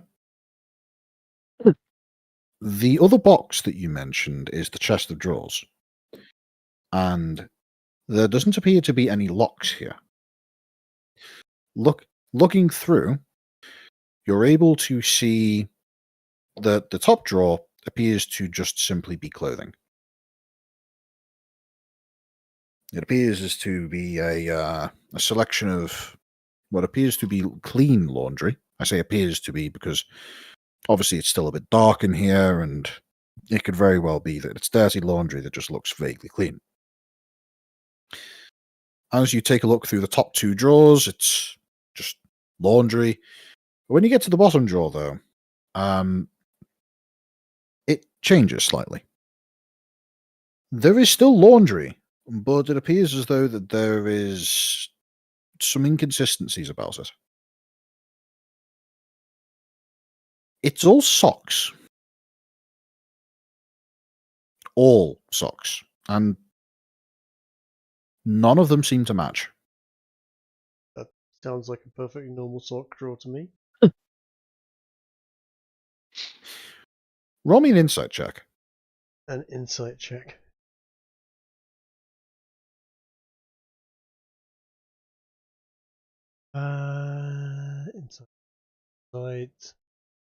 Insight. 15. Yeah. That's big enough for you to get half of the clues. They're all halfling sized. Oh, I'll throw an insight on this as well. Oh, never mind. Yeah. These are some pretty small socks. okay. Are any of these socks there? Do they match any of the socks that I might be missing, having laundered them and found one of my socks has gone missing? No. Is this No. the sock thief that has been plaguing my life for the last however many years I've been laundering? No, it doesn't appear as though that this is a sock thief now. Right. But they're all halfling sized, you said. Yes. Or at the very least, they are rather small. Hyper. Free socks. I mean, I've got lots of socks already. I'm having some of these. I'm going to pick out some that vaguely match each other and, stash them. Right, sir? Are there any other things in this drawer other than tiny little As you socks? start picking up socks, you realise that they're all dirty. Ugh. They've got a smell to them. Are they? smell Do like they look feet. like they're all from the same person, or do they look like some are men's socks, some are women's socks, some are clearly from people of different sizes? Second one. They all appear to be mismatched to a degree far more than what you might be expecting. So these could be the victim's socks. Looks like That's something we can track. it is, yes. The only consistent thing about these socks is that they all appear to be small. Like that's what you would expect to be on a child. Hmm. Right. I reckon we bag these up and we get the dogs trailing these. Yes, and we can sell them to certain areas of the internet for large amounts of money.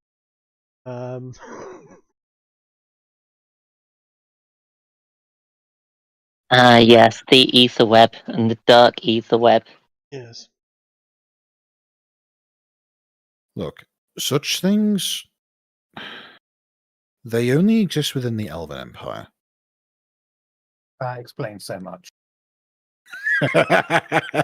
Figured a dwarf would say that, but no. The dark ether web doesn't exist on this plane.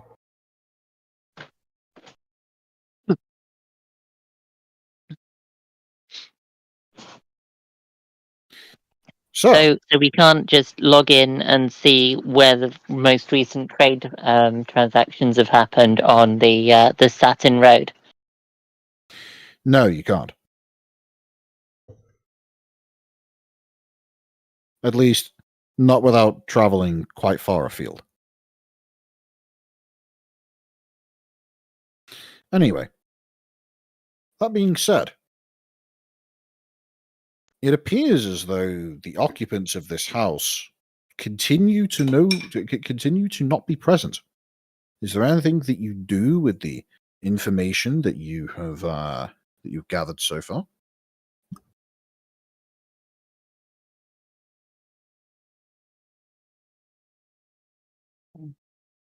I think we ought to rig up that central support pillar in the basement so that we can collapse this place.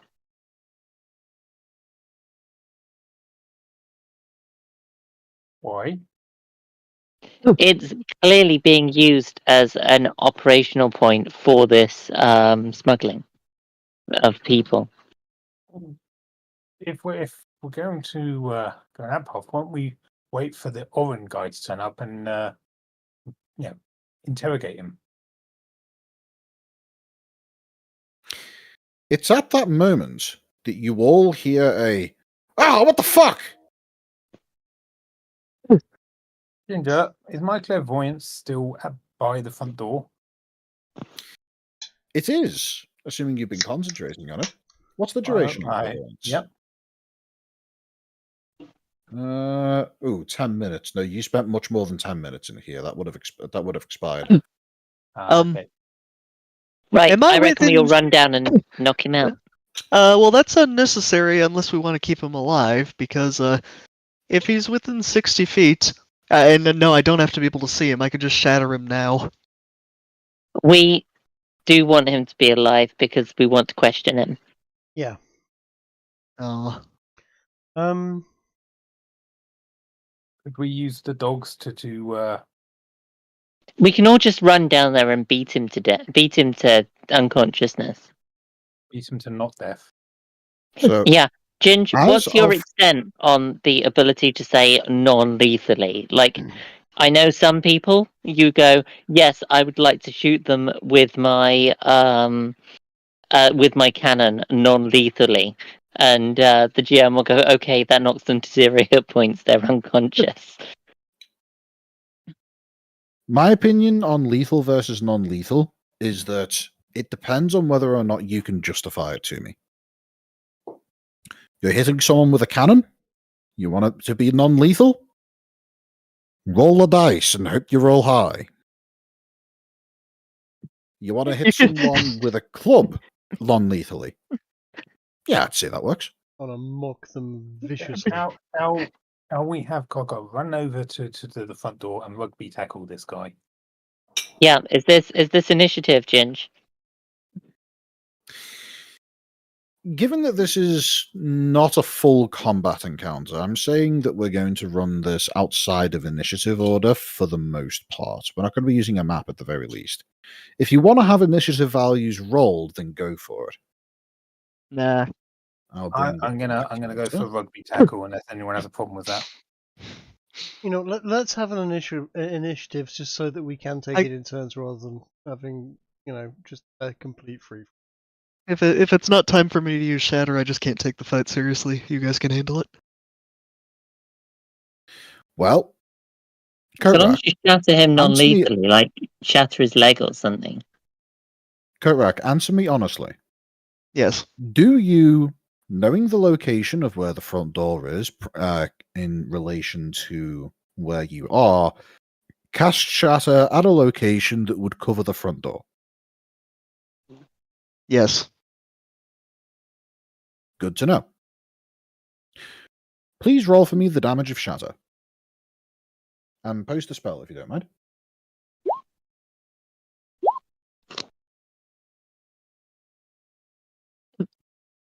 Oh, yeah, what I would the have a. damage be? I just remembered I have a micro for it set up already. I'll just roll that.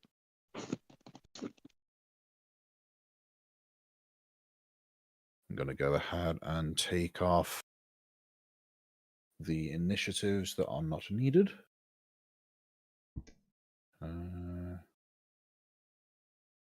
That one.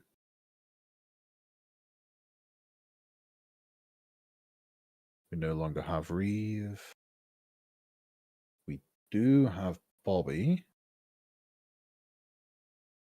And your initiative is 24.18.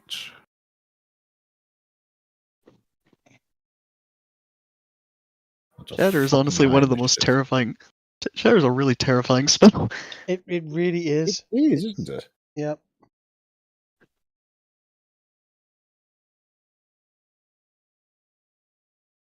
There we go.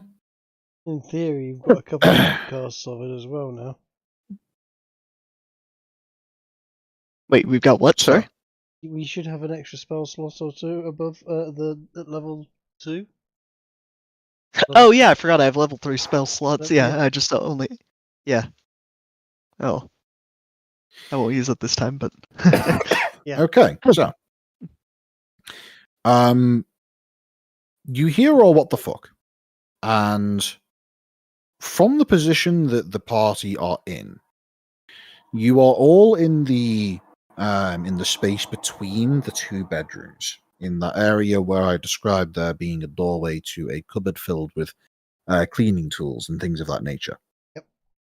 As well as the stoneworking and woodworking equipment. In addition to that, when the door opened, you all saw the light in the room suddenly dim, with there being a solid black sphere, the edge of which you could just about see poking through the corner of the room, being obvious that there is now somebody trapped within a sphere of pure blackness, standing presumably at least somewhat close to the front door. You yourselves are only about 10 feet away from said front door.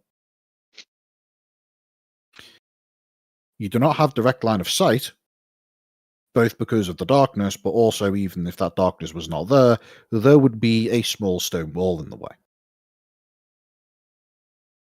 Though that is the context for which you find yourselves in. That being said, Essig will be rolling Shatter when it gets to his turn. What will Bobby do? Oh, you already had me roll it. I know, but Yep. I'm counting that happening on in your turn. Oh, okay. Sorry. Yeah, I was just making sure that didn't get cancelled. Bobby is going to cast Mage Hand and have Mage Hand gets to the lantern and close the shutter on the lantern and retrieve it in some way, as much as it can. Okay, could you post Mage Hand for me? It can.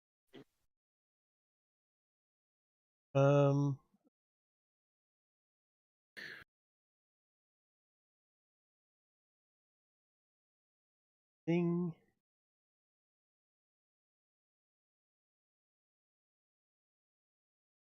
Right, as I thought. It is an action to cast, which Yes. means you can cast a Mage Hand. Yep. And then you can command it to turn your lantern from wide open to a narrow cone. And then that will consume your object interaction and your main action, leaving you with a bonus action and your movement. Yep. And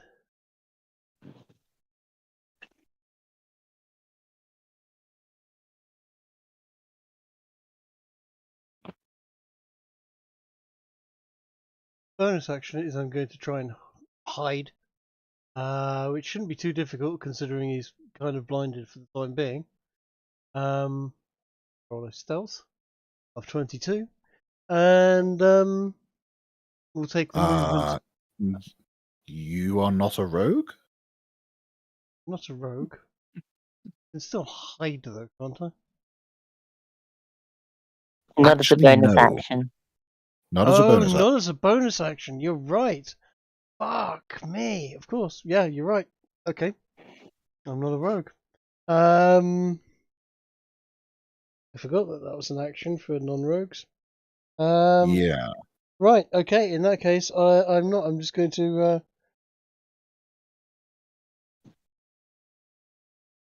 Yeah, do fuck all essentially. Get ready to cast vicious mockery slash whatever other nonsense I might cast, like hellish rebuke, should I need to. All right. So you end your turn then.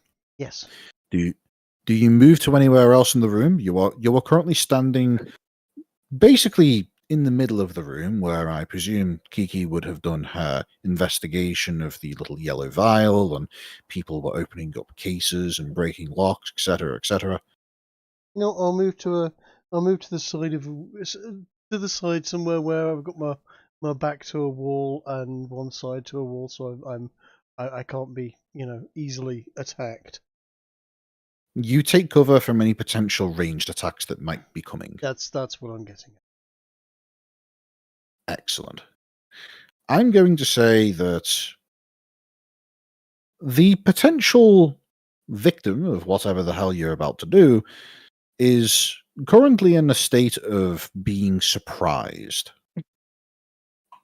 Which means he screams out in pain as a clashing thunderclap goes off within his midsection, causing a rather nasty bout of damage to inflict upon him. You can tell from the scream of pain that I'm not going to try and imitate that he did not like that spell. That is your action, Essig. Ha ha ha! Ha ha ha! So you He just laughs. laugh. He That laughs sounds like Essig. and taps his triangle to grant divine inspiration to whatever as his character's called, and not divine, but yeah, bardic inspiration. Oh, let's just say divine. Why not? Yep. It's not really divine inspiration, but Essig just has that much of an opinion about himself. Like the guy who recently was complaining about blasphemy against himself in the debate. Yeah, You see that clip? I have. So good. Oh, Christ. Oh, fuck. Anyway, It was so good. Piper, it is now your turn. Right. I think I have command. Give me just a moment. Let's double check.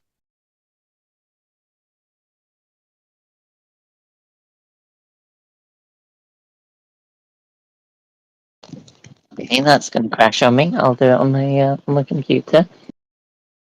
I'll read.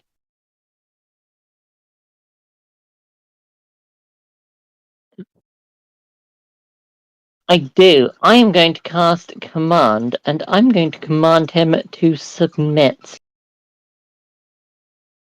All right. That spell save DC looks a bit low. Is that right? Yeah, that should be 15. I don't know why that's 14. 13 even. It's right for some of the others.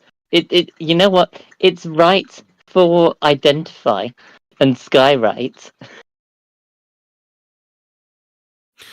You cast command, and you just shout submit. Yep. Okay.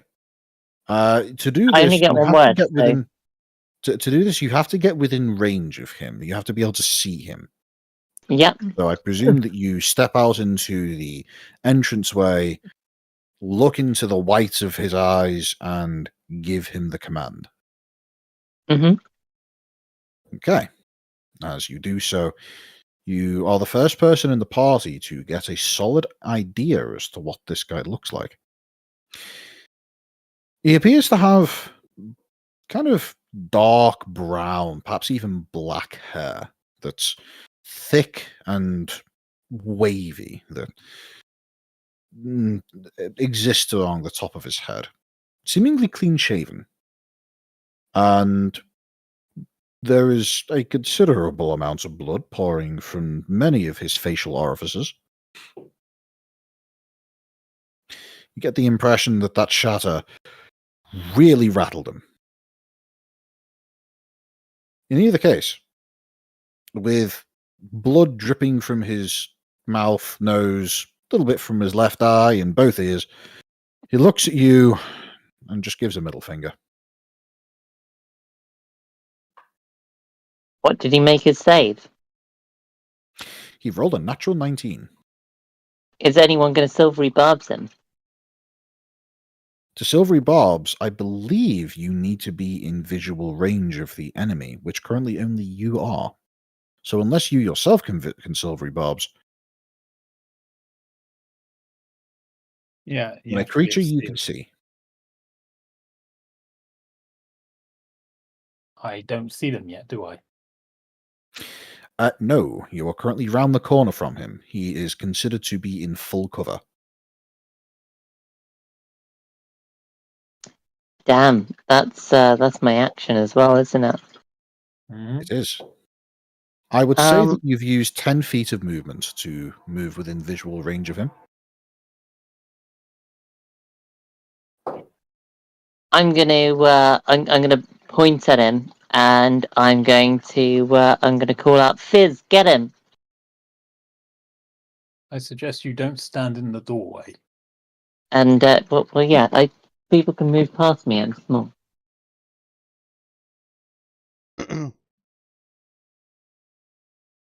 Okay. Is that the end of your turn, Piper?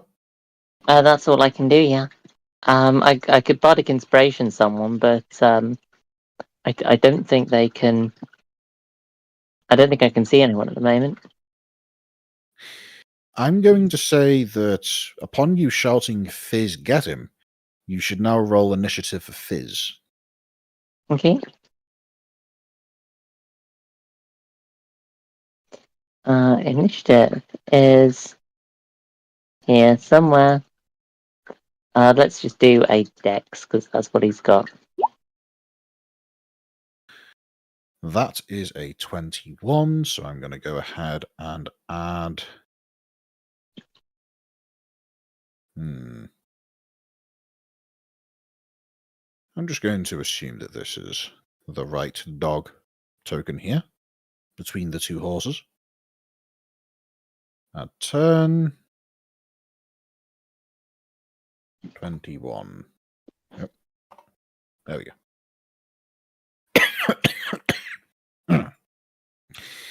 Fizz will get to take a turn next time things roll round.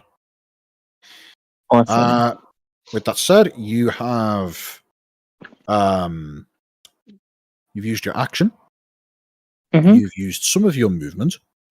I don't believe you've used your bonus action, and you still have some movement left. Right, I'll duck back into the room and I'll give Bobby inspiration. Righto. With that said, Codgar, it's now your turn. I wish to bow out into the room and attempt to subdue this person and capture them. All right. So you charge through into the open doorway that would lead as the primary entrance and exit from this dwelling. And in doing so, you come face to face with this human male. Okay. What do you do? Rugby tackle. Right, so that's going to be a grapple check. Male, surely you should stamp it.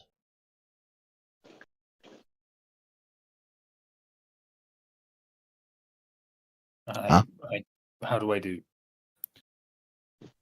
Okay, roll athletics, and you'll be rolling against his athletics or acrobatics, depending on which he prefers to use. I suppose That's I could add that bardic inspiration, but I don't think it's going to make a difference. Well, as a matter of fact, your party has yet to use the DM inspiration that you get each game. Do you want to use it? Party? The party gets a single reroll each session. Yes, so I'm asking party. Do we want to use it? Is it? I defer. Use it for trying to roll higher than a natural 1 on this athletics check to try and restrain the person from being able to either take action or simply run away. I think it's worth it, but I mean, anyone got a problem with that? I think it's worth it. All right, shall I roll again then? Go ahead and roll another athletics check. We'll take the first value. That's a bit better, you know. Just a little bit. thoroughly overpowering his attempts to try and slip out of your grip. You charge into him and grab him in a solid bear hug that completely restricts his ability to move his one of his arms and both of his legs. Simply because this is a natural 20, I'm going to upgrade this from a simple grapple check, which eliminates his ability to move, to him now being considered restrained. Excellent. Just to be clear, whilst you're in this state, you yourself are also considered restrained. I'm going to call out to everyone else. I got him. Okay. We move back round to Bobby's turn. Okay. I'm close enough to be able to get to him, I'm assuming? Absolutely. There's a random dwarf in the way, but you can see him, and he seems to be having quite the amount of struggle right now. Right, okay. I'm going to run over and place myself on the other side of this guy. And placing my hands on the guy's head. And I'm going to do this as non-lethally as I can.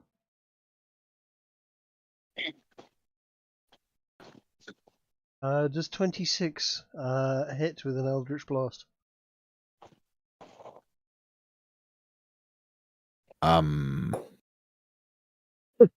Yes, it does. Justify to me how this is non-lethal. Okay. Bear in mind, Eldritch Blast is a very small disintegrate. Very Very small. disintegrate. It's essentially going to be aimed directly at his left ear. And I'm going to do all the damage I can, specifically to his left ear. I was gonna joke about hitting his right ear.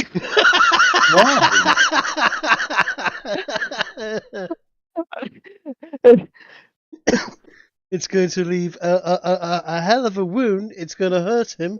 It's going to knock him fairly squiffy, but it shouldn't kill him. It just should remove one of his ears. And yes, I have recently been watching Reservoir Dogs. I was about to say, this is where one of us ducks out from under the stairs and shoots you. Oh, God. Bit of a different reference I was going for, but wouldn't it- yes. Wouldn't it at least be an idea to shut the door before you do this so people outside don't see you doing it and take his side? I will shut the door after I've done it. Sure. God. I'm Stealth is going to optional. ask you to We didn't roll a pick that option. d4. A D4? If you roll a... yes, I'm going to ask you to roll a d4. If you roll a 4, he dies. Oh, my God.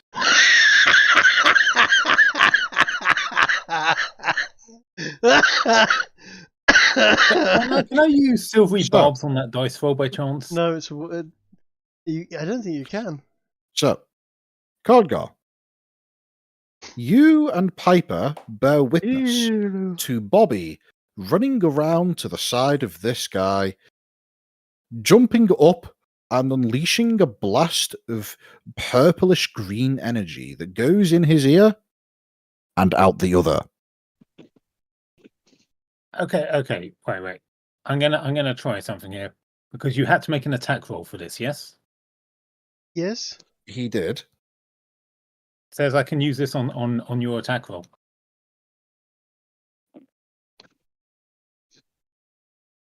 It's a bit retroactive at this point. If you don't want to allow it, then sure. That's what reaction is, isn't it? Okay. I'm going to say Trig can decide whether or not that he will allow that to happen. Since this is technically PvP, and I don't like PvP. I don't mind PvP. I think PvP can be done right in certain areas. Some people get a bit butthurt by it. But I don't have a problem with it. I've had to Okay, bludgeon. but what various What I'm players. specifically I'd asking like here, to though, assume It's that usually a waste of time. Yes. I'd like to assume that what we're doing here is not trying to fight each other, but I assume you weren't intending to kill him. Yes. I mean, my I interpretation of what just happened here I will is re-roll it for you. Bobby thought, oh my god, this will be epic. Oh Yeah. shit, he's dead. You know what? I will re-roll it. Fine. I'll allow you to waste your silvery barbs on it. I will re-roll it. Does 23 hit him in the head? And I now do 10 It damage does more instead of damage. 7. Yes. It's worth a shot. It's his brains are on the side of the wall. Just want to point that out. Can we Okay. Can we bring him back? Do you have a spell for that? But it counts You- PvP if I cast Shatter in the middle of us. I mean, you actually, Ez, you've got mending, don't you? Don't know if that works here. Can you not sort of squeeze his brains back into his head? Probably, but it Ooh. wouldn't bring him back to life. That's a really If we take convoluted. him, if we take him to a priest, can we still question him and speak with dead? Guys, I came up with the dumbest use of Shatter that I've ever thought of. Go on. So like so you aim it like exactly 10 feet away from the surface of your skin, and you just like put like a zit in it, so you pop your zit with Shatter. It'd make for a great viral video. Yeah. That's really gross. I was thinking of medical applications of Shatter, and I was thinking like tumors, but they're generally inside you. Then I realized, well, a surface thing you want to get rid of would be like a zit. So there you go. Use it to I guess trim a your wart- nails. Yeah, that's it. Extreme Trim your nails. focused removal shatter of manicure. gallstones. I That guess sounds really I bad was for just me. gonna stare at Bobby and the dead guy and stare at Bobby and say, "What the fuck were you doing? He was restrained." Well, I Oh, that's a good Oh. point. Yeah, Cardgar, from your perspective, you had this guy in a solid bear hug, like there was no chance he was getting away from that. And then Bobby just literally exploded his brains across the wall. How Oh, much brain? Piper, How don't- much brain don't steal is in from them. Cardgar's beard? Oh, Piper, don't There's- steal from them. What if we could use them? What if they might be helpful to us? Let me just go kill them in cold blood.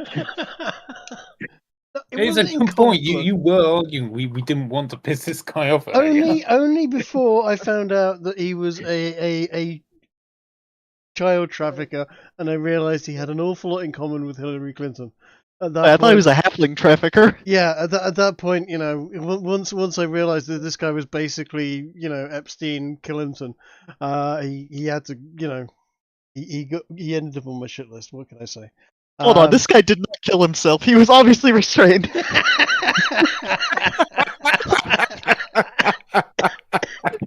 You can't pull this on me, Fed boy. I'm gonna look up and go. Well, I guess we go through his pockets and see if he had any loose change or anything else on him. I think Cardgar's gonna release the body. Grumble. I figured that had and- happened already, I'll be honest. And he's just going to be grumbling about this whole time, and then I think he's actually just going to walk off to the nearest pub and say, "You do what you want. I need a drink." Were there any leave- churches on the way here? Any kind of priesthoods? There are, but before we cover that, before anybody walks off, those of you who are immediately present and looking at the fresh corpse, you all spot as seemingly just moments after his brains are rendered into a smoothie, that his skin tone suddenly shifts, turning from the somewhat peachy pale color of a typical human to being green. Orcsies. Right. I just say, what the hell kind of spell did you cast on him? Just a bit of an Eldritch Blast. It's all right. Okay. Nothing- I've got It turned him green after killing him. I feel like this is good evidence to take back. I've got a couple of big chests. How about we squeeze this My body God, into she's a gonna shove chest? him in the fucking parlor. We squeeze this body into one of those chests so it doesn't leak everywhere, and pop it in the parlor, and take it back to our buddy in the council. I mean, I agree. Let's go through his pockets first, though. See what else he's got. He's definitely an orc, though. We've got an orc problem. So, 'Cause he's You- green, assuming he's orc. you look through his pockets, and you're able to find some candies in one pocket. Looks to be like some mint imperials. You find a small smattering of change, just 2 silver pieces and a variety of coppers. You find a rather decent-looking dagger on the side of his belt, which most people carry, self-defense and all that. Yep. And besides that, don't really spot anything noteworthy. I'm gonna add the dagger to my stash. Okay, orcs. The orcs in this world, do they have the big teeth? No. At least this one doesn't. I don't think Roll this one me a has nature any check. teeth anymore. Roll me a nature check. Oh no, he still has the teeth. Bear in mind that the Eldritch Blast went straight through the head. Boom, Nature. headshot. I mean, you did pretty much hold a gun to his head, pull the trigger, and say, "Can that be non-lethal, please?" That's pretty much exactly what he did. After the question I asked earlier about how non-lethal works with gin. I'm reaching for my Eldritch Blast! So, with a 4, you come to the following realization. You could have sworn orcs had big buck teeth, but this guy seems to have a relatively conventional jawline. A half-orc! A hawk? No, those fly. Well, he was a hawk, now he's a dork. Fucking do right, he is. There's actually rules in the core rulebook for how this one could be made. Right, let's stuff him in Kiki's in Piper's parlor, into a. We trunk. put him in a box first, so it doesn't make the whole thing smell. Right. Okay. Yeah, that's a good idea.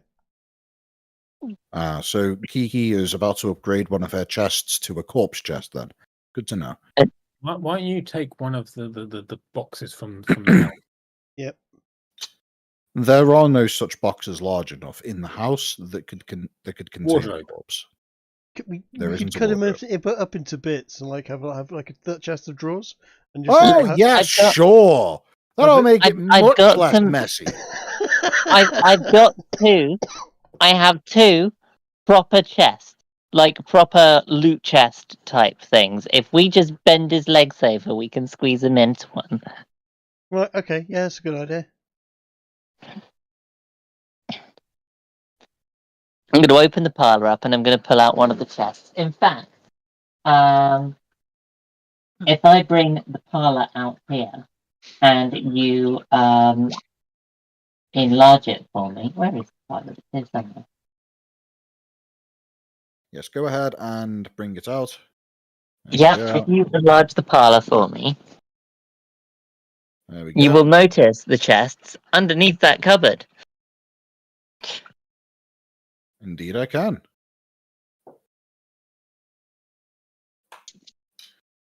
Though, let me serve. That's 5 by 10 feet, right? Yeah, those are about 3 feet wide. 2.5 feet wide. 135 compared to 21.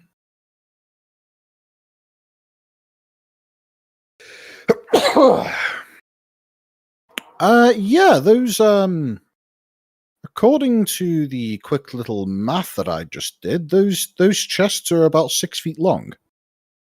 6 feet. According to what I can tell.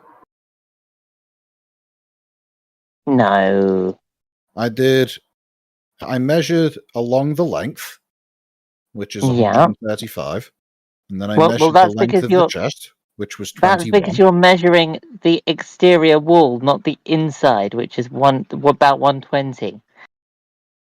Yeah, but this here is 10 feet.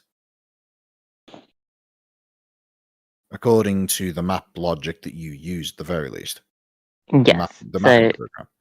So that's 10 feet. So I did 13 is a foot. 135.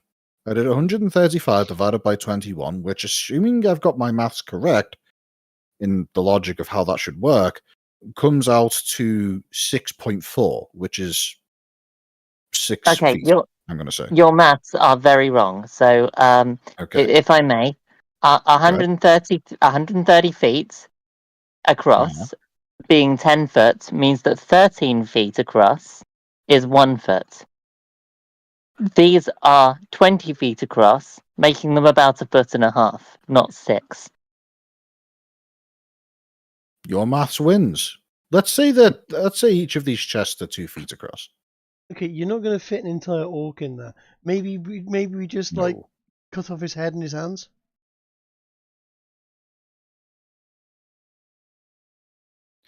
Do you guys intend to revive him or not?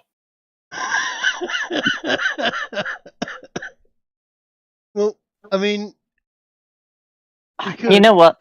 Let's wrap him in this blanket, so that the blanket that's on the floor there. I can get a new blanket. I have had a wonderful idea. Okay. Why don't we end the session here, and you guys can come to a conclusion as to what to do next over the course of the next week? I've got a sleeping bag in there. We'll put him in the sleeping bag. Put him in the sleeping bag. We'll just stash him in the sleeping bag, and call up Shitbeard and go. We've head first or feet first? Whichever's easiest. Probably head first. Yeah. Right. So you're getting a new sleeping bag then? Yeah. Can't you press to digitate the blood away later? It's now a seeping bag. It's not about the blood. It's about the knowledge that the blood was there. That's all right. And we'll give it to Essig. He wouldn't mind. I'll probably crack open one of the bottles of wine as well. Need it after that. So, right. Trig. Yeah. I think that this is pretty much the ideal time to bring an end to this session. Okay. Given that it's 12:30 at night, and I can imagine that there's probably a couple people wanting to sleep. Well, I'm leaving really soon, regardless. So. Yep. Kiki's got an event to run, and Christmas gears and shit. So yes, okay. We will call it an end to that tonight. Bobby has changed his name from Twin Slayer to Orc Slayer because Yeah. Oh God. The fact that the Slayer was attributed to something else before makes the Orc Slayer seem a little dirty. Well, this one was lying down. Even now you killed him, you could just call yourself an orcish barber. Yeah, a little off the top. Yeah, more than a little off the top.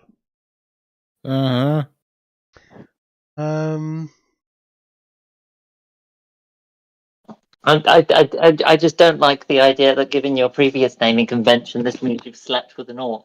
I have not slept with the orc. I definitely Not did yet, not. He hasn't.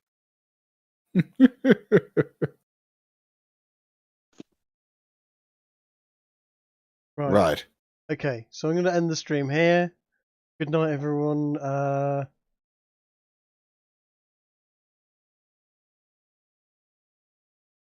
Good night, everybody. All right, good night. Yeah, definitely that. Mm-hmm. Well, we had fun. Well, I'll say one thing: you may not have slept with the orc,